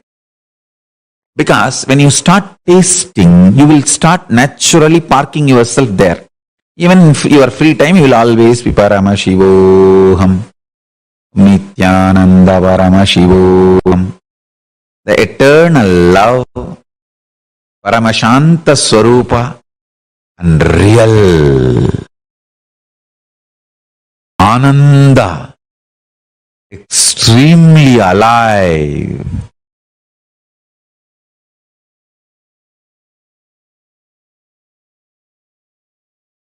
I tell you,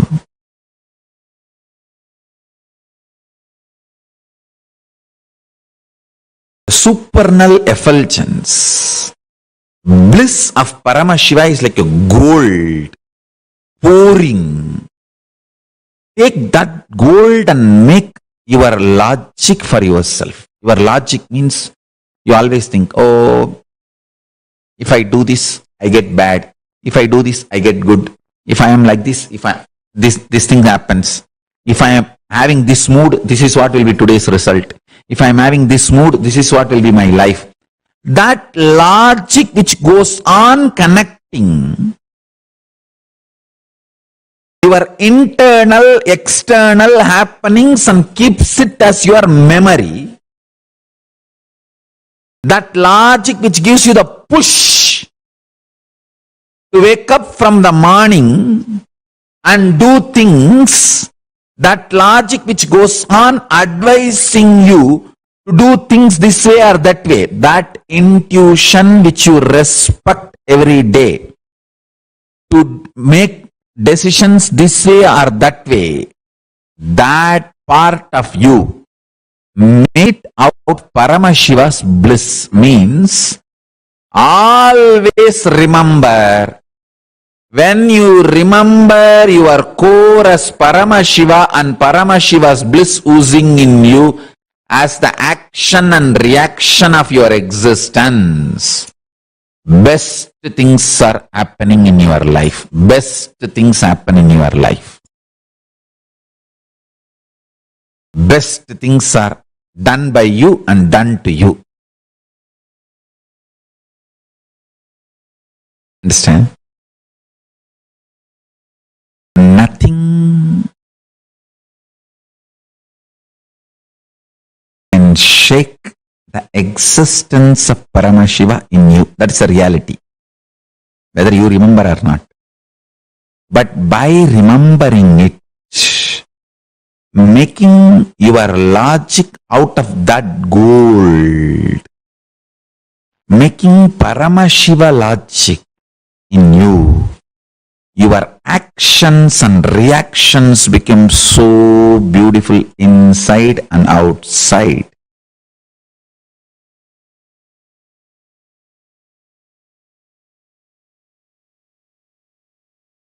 Listen. Whether the individual problems you are facing, your personal health related issues, or the whole world health related issues,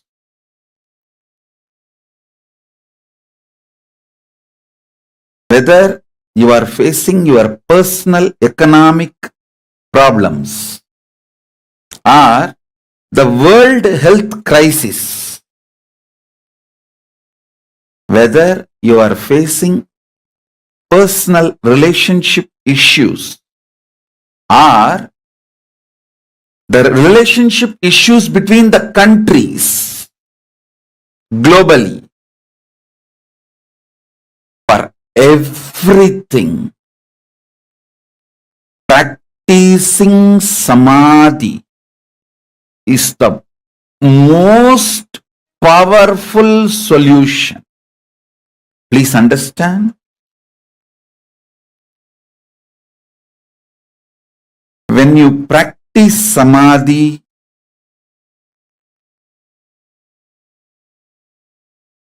everything in your control becomes conscious, powerful, right and best for you and for the world.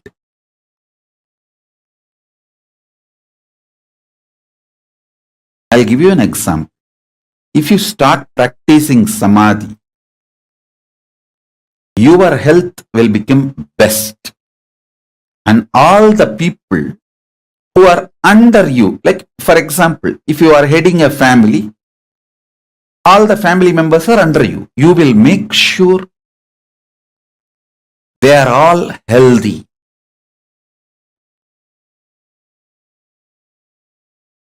If you practice samadhi, you will keep your relationship with you best, and everyone who is under you, around you, all their relationships best.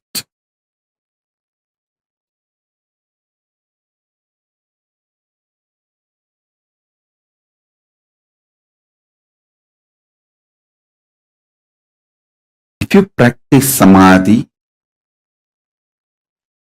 you will keep yourself highly conscious. See, unconscious blind spots, which is responsible for almost all the problems in our life, will be eliminated.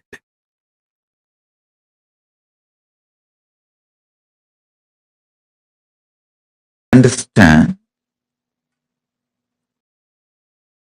All you need to enjoy the powers and superconscious mutation of 64 manifestations of Paramashiva is to have the right knowledge about all that 64 manifestations. You need to understand Paramashiva as he introduces himself. Listen, if you want to understand me, you need to understand as I introduce me to you. You can't understand me with your own independent investigation. Neither your mind is capable nor your consciousness is powerful to grasp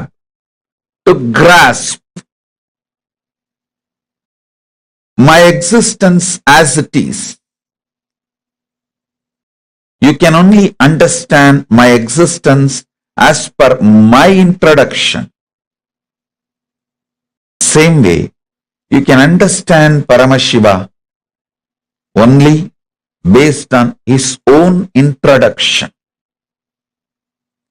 Understanding him based on his own introduction awakens something called Shraddha in you, not faith. Faith is poor word. Shraddha. And Shraddha breeds bhakti. And all the Ananta Kalyana Gunas, auspicious qualities of Paramashiva starts manifesting in you. Powers of Paramashiva starts manifesting in you. Listen, you just need to know what is swimming and see somebody is swimming, then simply your muscle memory starts manifesting swimming.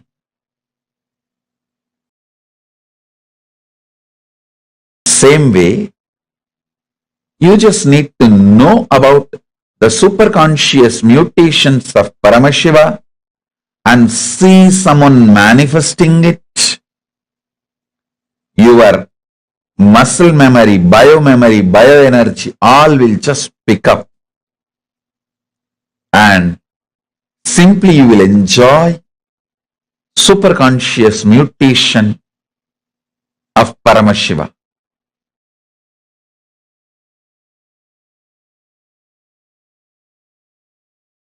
See, when the initiation into unclutching, first time when you unclutch, that experience only, Patanjali calls it as Asamprajnata Samādhi. The first unclutching experience Beautifully in Ramakrishna's life it happened. Let me describe how Ramakrishna moved from Samprajnata Samādhi to Asamprajnata Samādhi. Ramakrishna had all kinds of experience with the Kali's Murti, with the deity of the Kali. And it was just, even when you read, I don't know how it would have been to see. It was a romance. It was a pure romance. He was living with the deity, with the Devi. Very powerful connection. He used to keep the small thread near her nose just to check whether she is really breathing. And he says she always used to breathe. And he always saw the thread waving. The thread will be moving with that air, with the prana, with that breathing. Not only this, so many things. Can give you one example of him putting the conch bangle. The bangle is made out of conch. If you are from Bengal, you can understand. They will make bangles out of conch. And the Devi is holding the left hand, the head, the severed head of the demon, without breaking the deity, without damaging the deity or the conch or the bangle. He put the bangle for the deity. And the other people asked, how it happened? How can you put it? This bangle cannot go into the hand. Because she is holding the sira, the head of the demon. He says, no, I just told her, drop it. She gave it in my hand and I put the bangle. I told her again, please hold it, and she is holding. That's all. The power over the matter, the mind over the matter, the power of his mind over the matter. He was connected to Kali that deeply. He was living in Samprajnata Samādhi. He was constantly living in Samprajnata Samādhi.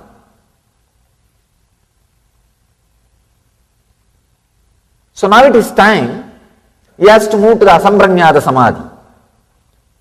And one great monk, Totapuri, he came to the Kali temple.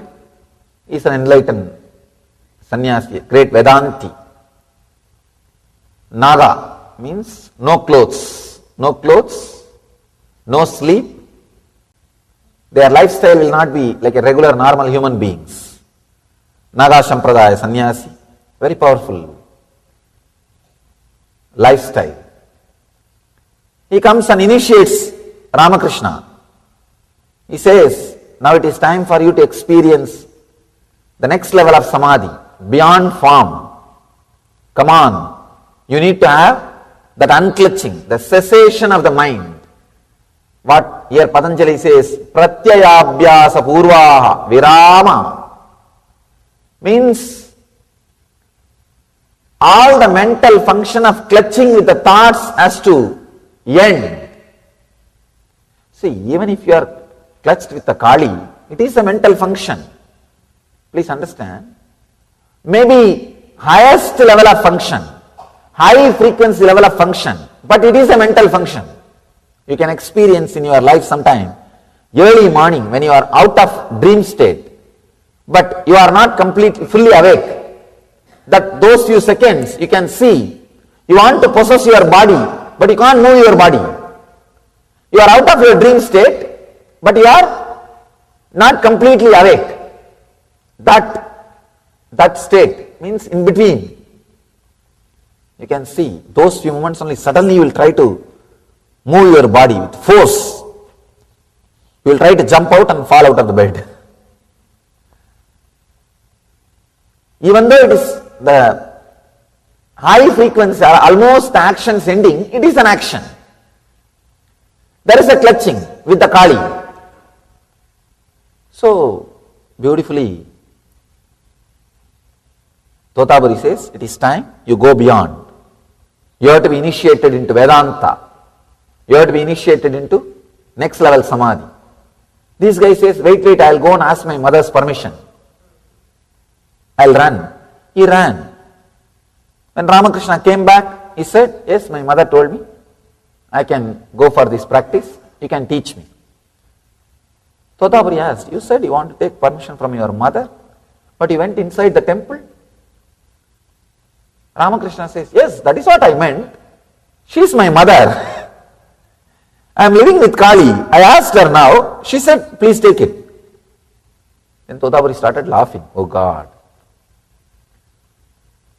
Totabari could not understand. Ramakrishna is living with Kali.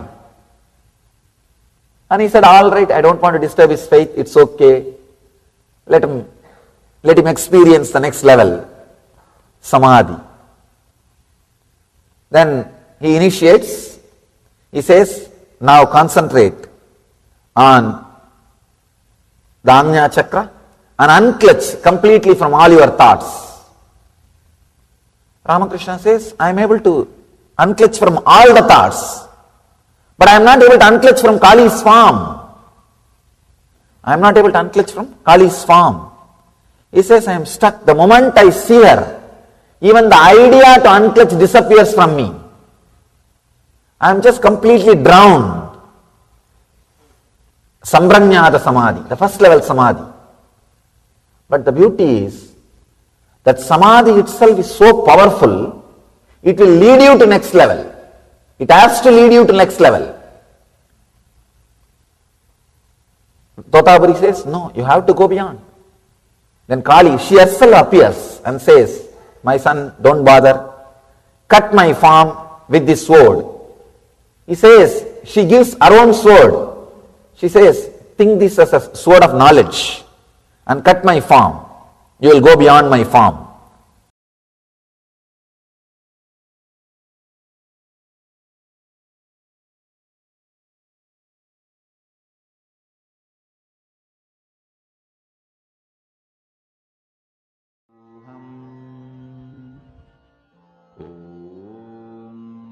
Nithyananda Paramashivoham. Om Nithyananda Paramashivoham. Om Nithyananda Paramashivoham. Om Nithyananda Paramashivoham. Om Nithyananda Paramashivoham. Om Nithyananda Paramashivoham. Om Nithyananda Paramashivoham. Om Nithyananda Paramashivoham. Om Nithyananda Paramashivoham. Om Nithyananda Paramashivoham. Om Nithyananda Paramashivoham. Om Nithyananda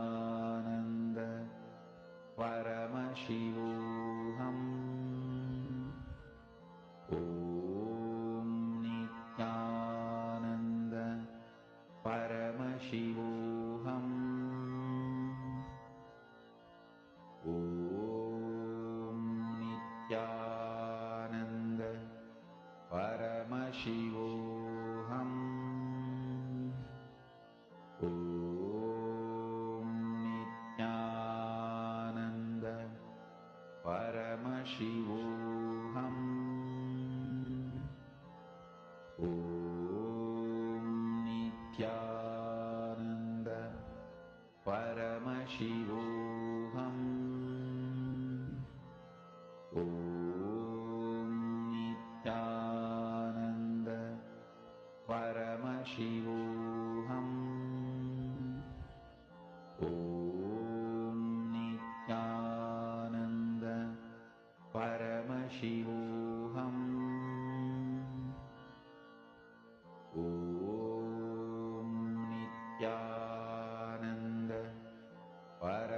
Paramashivoham. Om Nithyananda Paramashivoham. Om Nithyananda Paramashivoham. Om Nithyananda Paramashivoham.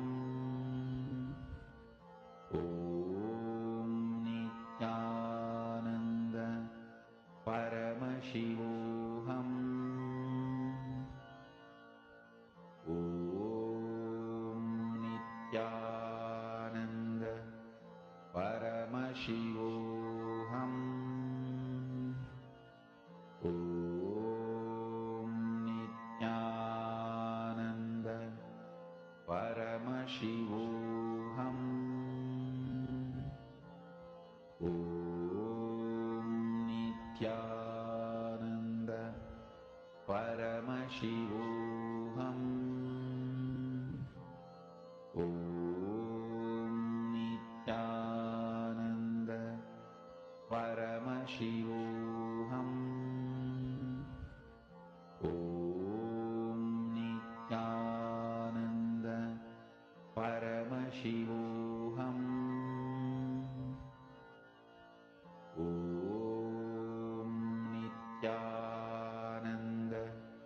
Om Nithyananda Paramashivoham. Om Nithyananda Paramashivoham. Om Nithyananda Paramashivoham. Om Nithyananda Paramashivoham. Om Nithyananda Paramashivoham.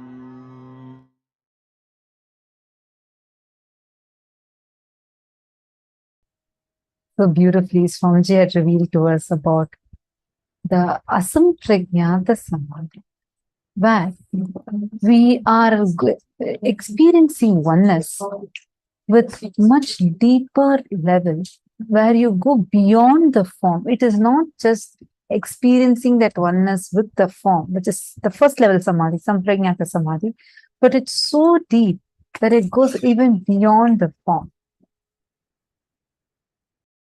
Now, this is the very, very, very powerful experience that all of us just had, because Lingodbhava Murti, this form of Paramashiva, is where Paramashiva manifests as a huge light shaft going beyond form.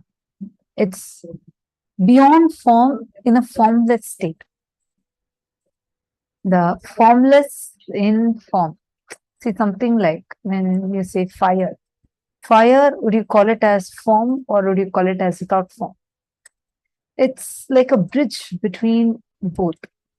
It's neither you can say it has a clear physical form, nor can you say it does not have a form.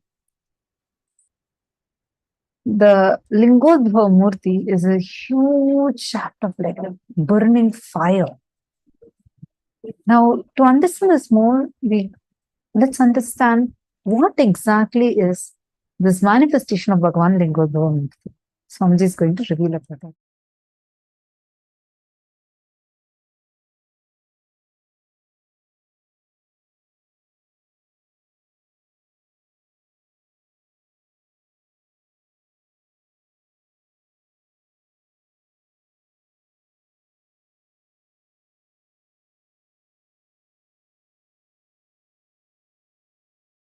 There is a space where time is not past, present, future.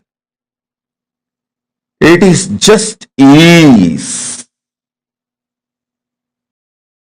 The pure isness forms the basis of existence of time. In that time, which is only is, there is no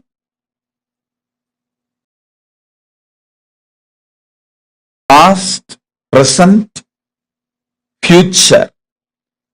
Past, present, future, all is.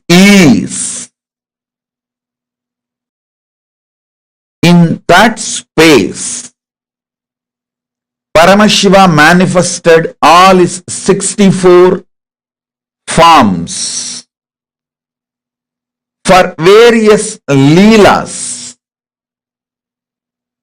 For example, Lingodbhava manifested to establish the supremacy of Paramashiva. Paratva of Paramashiva, Shiva Paratva, is established by Lingodbhava by showing Brahma and Vishnu their space and their manifestations.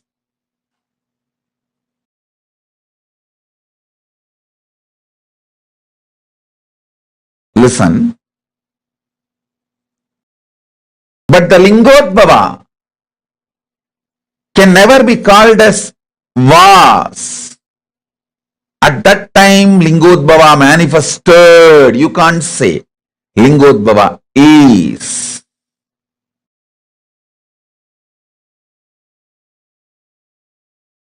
Paramashiva, I am here intensely, powerfully manifesting and available to all of us.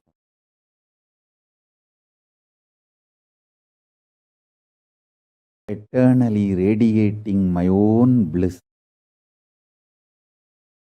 from the Nishkala Swarupa, the space of Nishkala and Nirvikalpa, manifesting myself and extending, expanding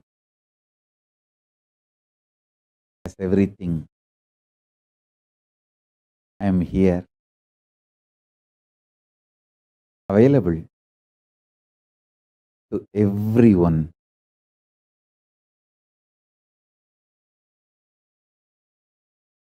Let us all intensely connect with the superconsciousness of Paramashiva.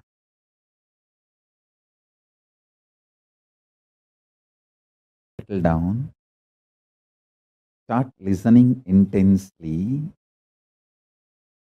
I will open my very core, my very being to all of you through these powerful cognitions, understandings. Decide to come to these powerful conclusions along with me. Mahashivaratri is manifestation of me from my Nirvikalpa Nishkala Swarupa into this everything that exists. From my Nishkala Swarupa, I manifested as everything that exists. This Shivaratri is celebrated. This Shivaratri is observed, celebrated to celebrate my manifestation from Nishkala Swarupa and everything exists. From my pure formlessness, unclutched Nishkala Swarupa space, I manifested and continue to manifest everything that exists.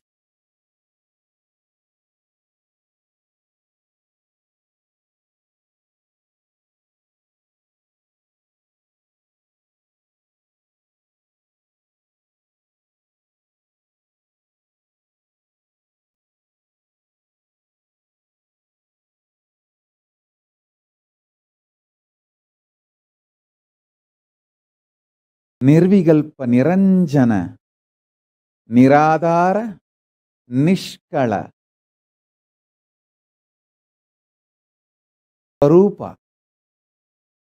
From that space, I manifested as everything that exists.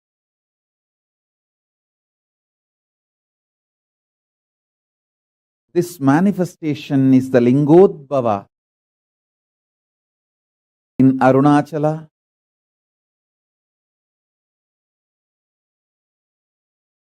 This is the day. Again and again, I am intensely available for every one of you to experience the state of Paramashiva, pure, unclutched state. The space of Paramashiva, where powerful completion exists, where Parameshwara manifests as everything.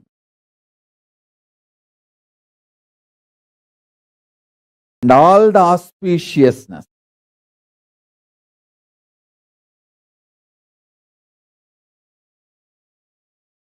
The powers of Paramashiva manifest as Parashakti, my own extension.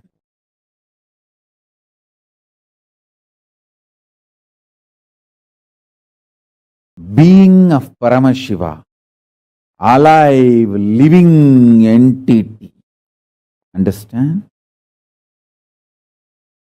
If you think your qualities are stronger than your identity, you will see Paramashiva also as the quality and less identity. If you think your identity is more powerful than your quality, you will think Paramashiva also is a powerful identity, less of his qualities.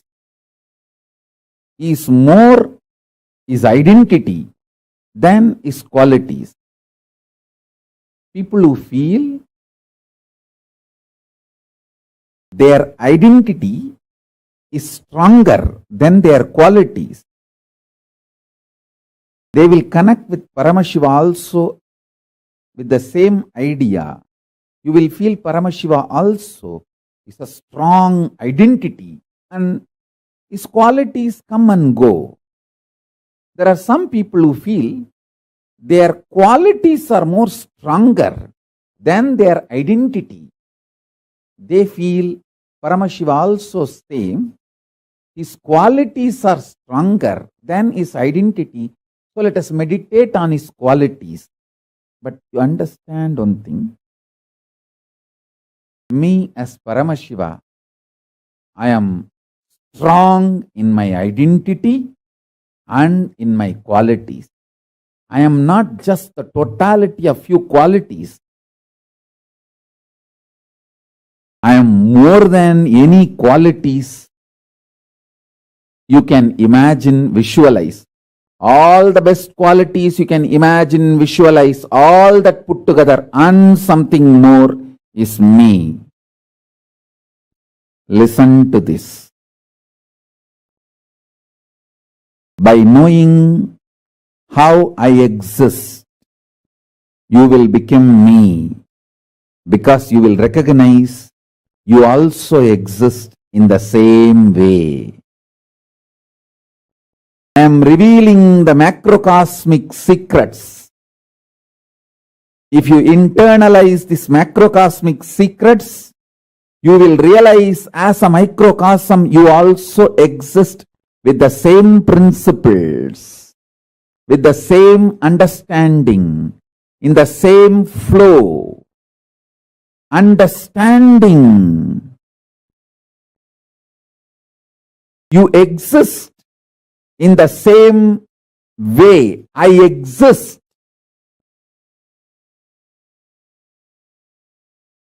You will be liberated.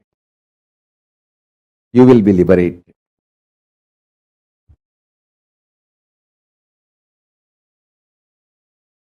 You will manifest me.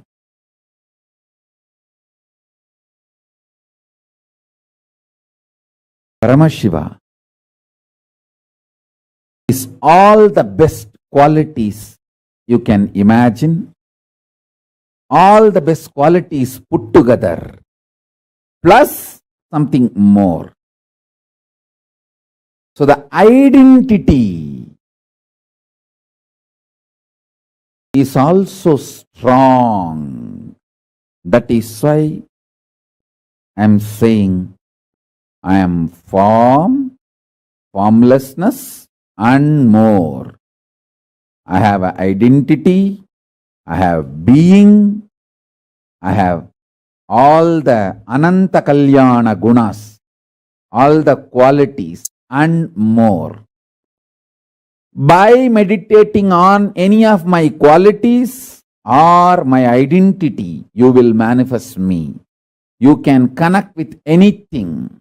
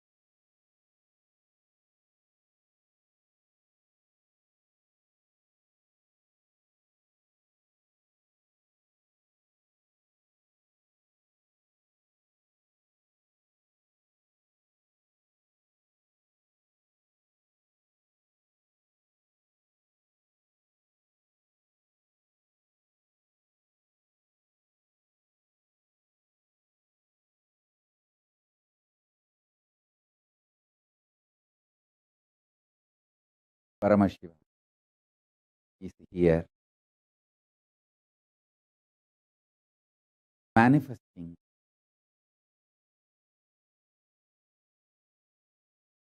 available for every being, everyone. Listen intensely. By internalizing the truths I am revealing, by coming to these powerful conclusions I am revealing, by connecting with these powerful cognitions I am revealing,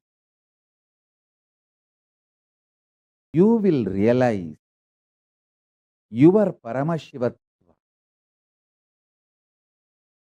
These great macrocosmic secrets I am revealing, by internalizing them, you will realize your microcosm also functions in the same quality and principle. To understand, Paramashiva, I am form, formless, identity, and all the auspicious quality. Some people say, I am embodiment of quality. Some people say, I am a form. If you feel you are just embodiment of certain qualities, you will connect with me as embodiment of some quality. If you feel You are an identity. You will connect with me also as an identity. If you feel you have form, you will connect with me as a form. Understand? In reality, I am formless and I have forms, and I am a powerful identity, powerful being, powerful auspicious qualities. I have everything as my expression, as me. If you connect to any of my auspicious quality, you will reach me. If you connect to my forms, you will reach me. If you connect to my being, you will reach me. If you connect my existence, you will reach me. Shivaratri, Maha Shivaratri, this is the time I manifested from timelessness into time. So this is the beginning of time. This is the beginning of form. From my formlessness, I manifested as form. From my timelessness, I manifested as time. From my timelessness, I manifested as time. From my formlessness, I manifested as form. So this is the beginning of everything that exists. My creation aspect, Krishti, creation aspect, understand? My creation aspect, Krishti, the manifestation aspect.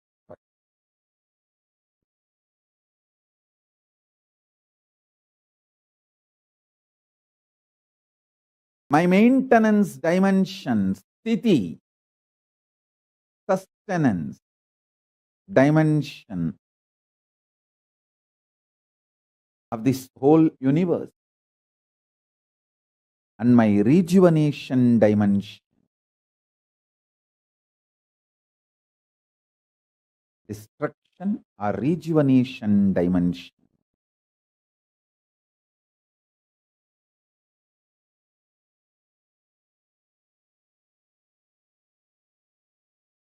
This destruction and rejuvenation continuously happens in everything, in everyone.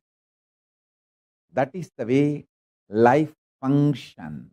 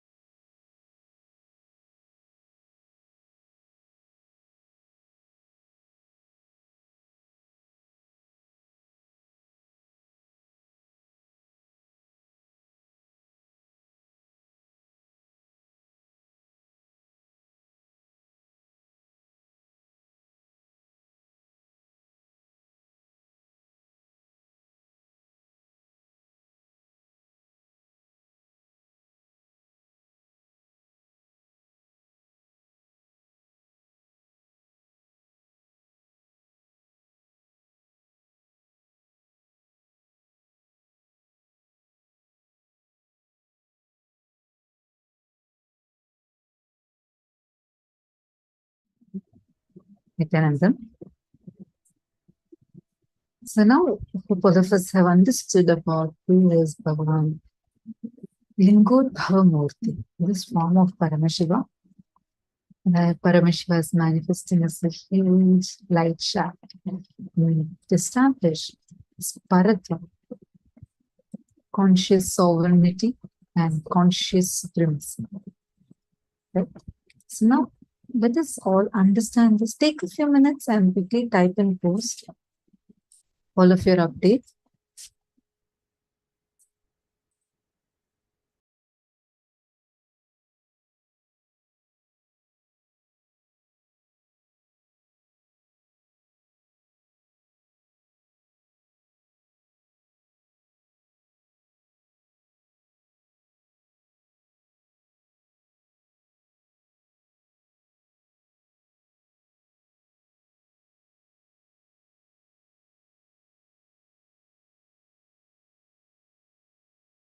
Actually, the story of Lingodbhava, right? Swamiji beautifully explains the whole happening.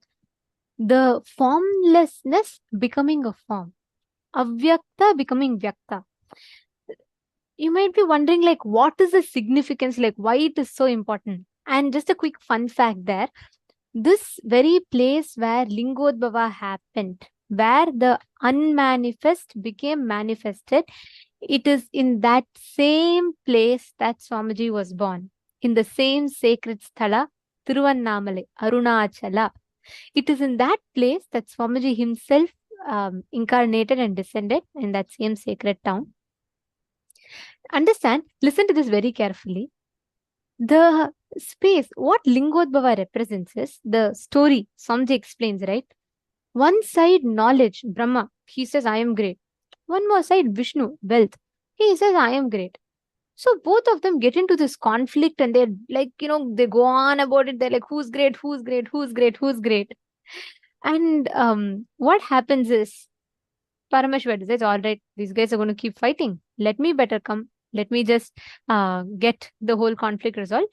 He comes as a huge golden shaft of light. Like, it's like, it's called Anadi. Means there is without a beginning or an end. That's why Arunachala is called as Adimudi Kanada Annamalayar. Means neither the beginning is seen nor the end is seen.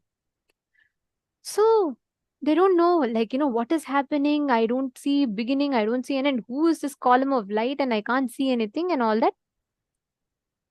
Brahma and Vishnu are like thoroughly confused. Paramashiva says, look, you both are debating who is supreme. I have come as a golden shaft of light. Whoever finds my head or leg first, they are supreme. You can decide. So Brahma says, come on, I'll find. So he takes a swan, his vehicle, and he starts flying up. Vishnu decides, okay, let me find. So he takes the form of a Varaha, a boar, and he starts digging the earth and going deep, deep, deep, deep to somehow find the end. And Parandhama, he searches for yugas. Understand? Not years. Yugas means millions of years. He's searching, searching, searching, searching, searching, searching, and he like, how much ever he goes deep, there's still a huge shaft. So he goes deep, deep, again the shaft extends. Like, he's not seeing the end. He's seeing only it's like going longer and longer and longer. So till the ankle, almost till the calf muscle, he reaches. He says he's tired. He tells God, I can't do. That's the good thing. With wealth, at some point you get tired of the success and the wealth. Then you start seeking for the truth. So Vishnu got tired and he decides to leave a mark till where he went. So he ties a bell in that place, which is why if you see all Shiva deities will have a bell tied to the calf muscle.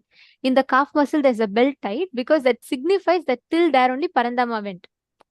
Then he goes back, Parandama takes his normal form, he goes back and he reaches the middle and he says, look, Prabhu, I tried digging for so many yugas. I can't do this and I accept my defeat. On the other hand, Brahma, he flies up. He's going. It is said 4 Brahma yugas he went. Means he went so long, by the time he reached, he goes up and half the way he's reached up to he's reaching up and he sees the tarambu, means the flower that fell from Paramashiva's ears. He's like so excited. He's like, I'm just around the corner. So he asked the Tarampu, he asked the flower, he said, how long have you been falling? Then the Tarampu looks at him and says, look, you may think I'm falling from the air, so you're close. No, no. I have been falling down for 4 Brahma Yugas. He says, I have seen 4 Brahmas before I came down. Even before this Brahma's creation, she's been falling. This Brahma is shocked. He's like, what? My whole lifetime also I'll not be able to reach that. Then Brahma decides a thing. That is a problem with intellect, knowledge. Brahma says, look, nobody knows that you have not, when I met you. So I want you to come down. I want you to come and tell everyone that I actually went to the head, and that is where in the head of Paramashivam only I saw you. I want you to tell that lie. Tarampu said, okay, all right, I'll help you. Both of them come down. Brahma says, I searched the head. I found the head. I win. I am great. I am supreme. Then everybody is like bewildered. So they ask, how did you find? Then they say, look, I have a witness. This is a flower I got from Paramashiva's own head. Then Tarampu also tells, yes, I came from Paramashiva's head. He saw me. He saw the head. Paramashiva is like, see, Paramashiva can bear anything but not non-integrity. Paramashiva looked at Brahma ferociously, took the form of Kalabhairava, cut off his 5th head, and Paramashiva said, you cannot lie. Like, how can you are the Sanchala, you're the creator. How can you lie? Then Brahma realizes his ego disappears. When the 5th head is cut, the ego disappears and he falls at Paramashiva's feet. And Brahma gets a curse that he will never be worshipped in planet Earth. And Tarambu, the flower also that supported non-integrity, Paramashiva curses, you will never be used for Paramashiva's worship. Understand, this whole story signifies something very important. Your wealth is not great. Your name and fame is not great. Your power is not great. Your knowledge is not great. Your qualifications is not great. Your relationships are not great. Your even your own like abilities, talents, nothing is useful. The only thing that takes you to the ultimate, your beyond all this, is the divinity inside you. The consciousness, Angushta Matra Purusha, sitting inside of you. How many of you are understanding that? Could you all put yes in the chat? Lingodbhava represents this exact story where you literally manifest. Neither there's a beginning, nor there's a middle, nor there's an end. After this whole Leela gets over, Paramashiva blesses and Brahma and Vishnu say, Prabhu, please be available eternally to be worshipped.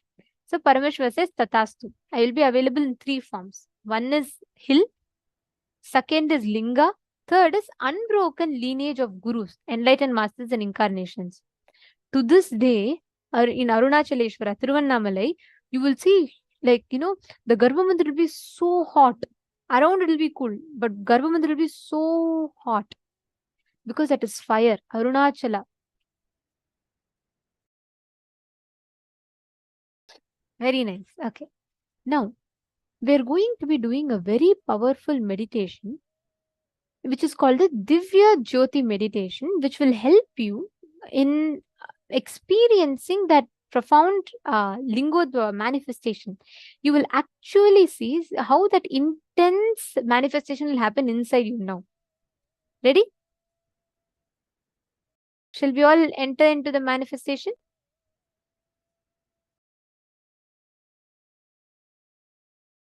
We're literally going to manifest Lingodhava in you. It's not a meditation, it's a manifestation, because Swamiji tells, even by visualizing Lingodhava, if you just visualize that shaft of light, you will actually become that shaft of light.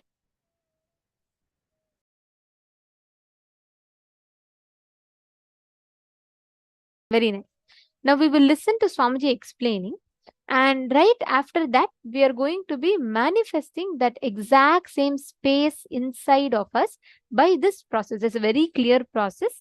And for this particular process, you will all need a mirror. I request all of you to get a mirror.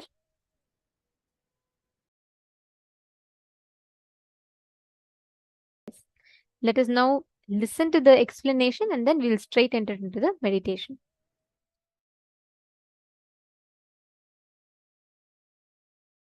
I'll describe precisely how the Kailasa is.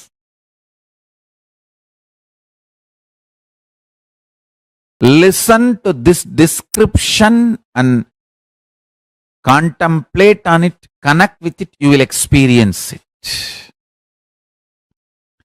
See, you see many of the photographs taken by NASA and many telescopes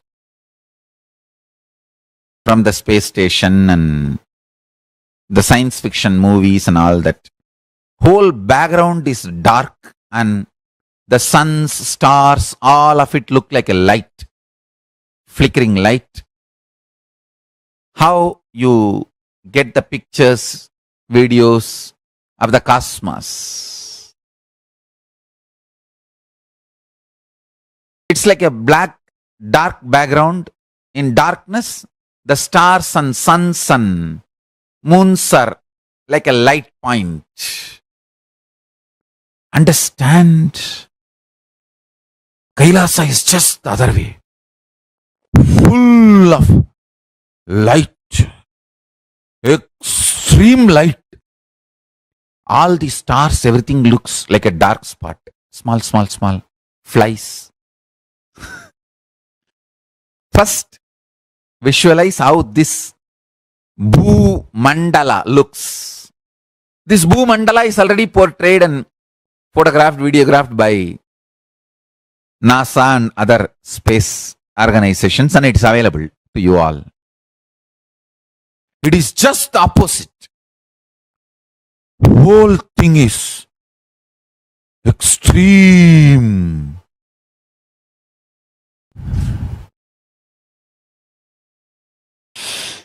Extreme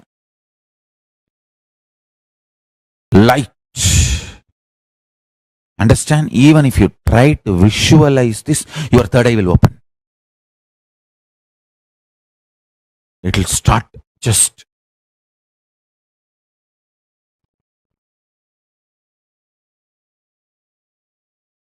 that's all. I tell you, if you just breathe this Kailasa light, I'm going to open that whole Kailasa light to all of you. Now, the whole Kailasa space. Just breathe this space.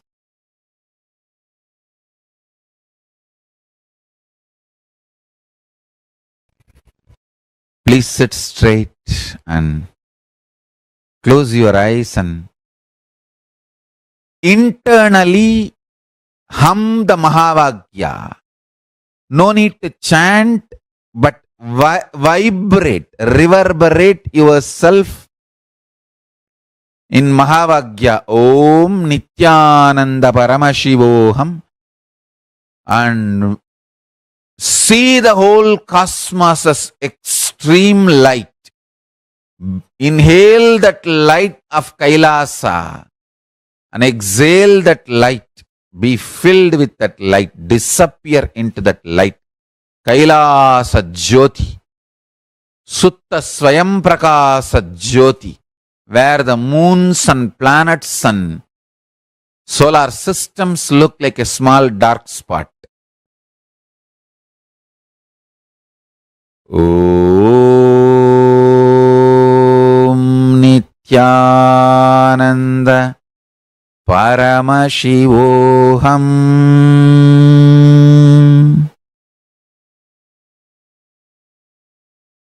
Om Nithyananda Paramashivoham.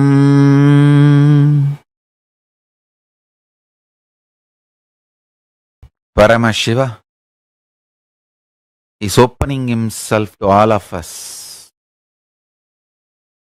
Inhale Kailasa. Exhale Kailasa.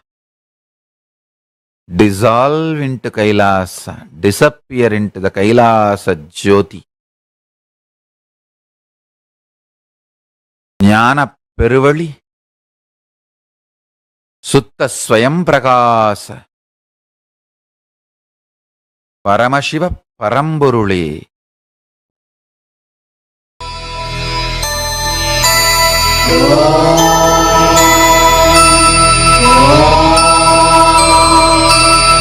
Kailasa. Exhale Kailasa. Reverberate with Mahavagya. Om Nithyananda Paramashivoham. Experience Kailasa.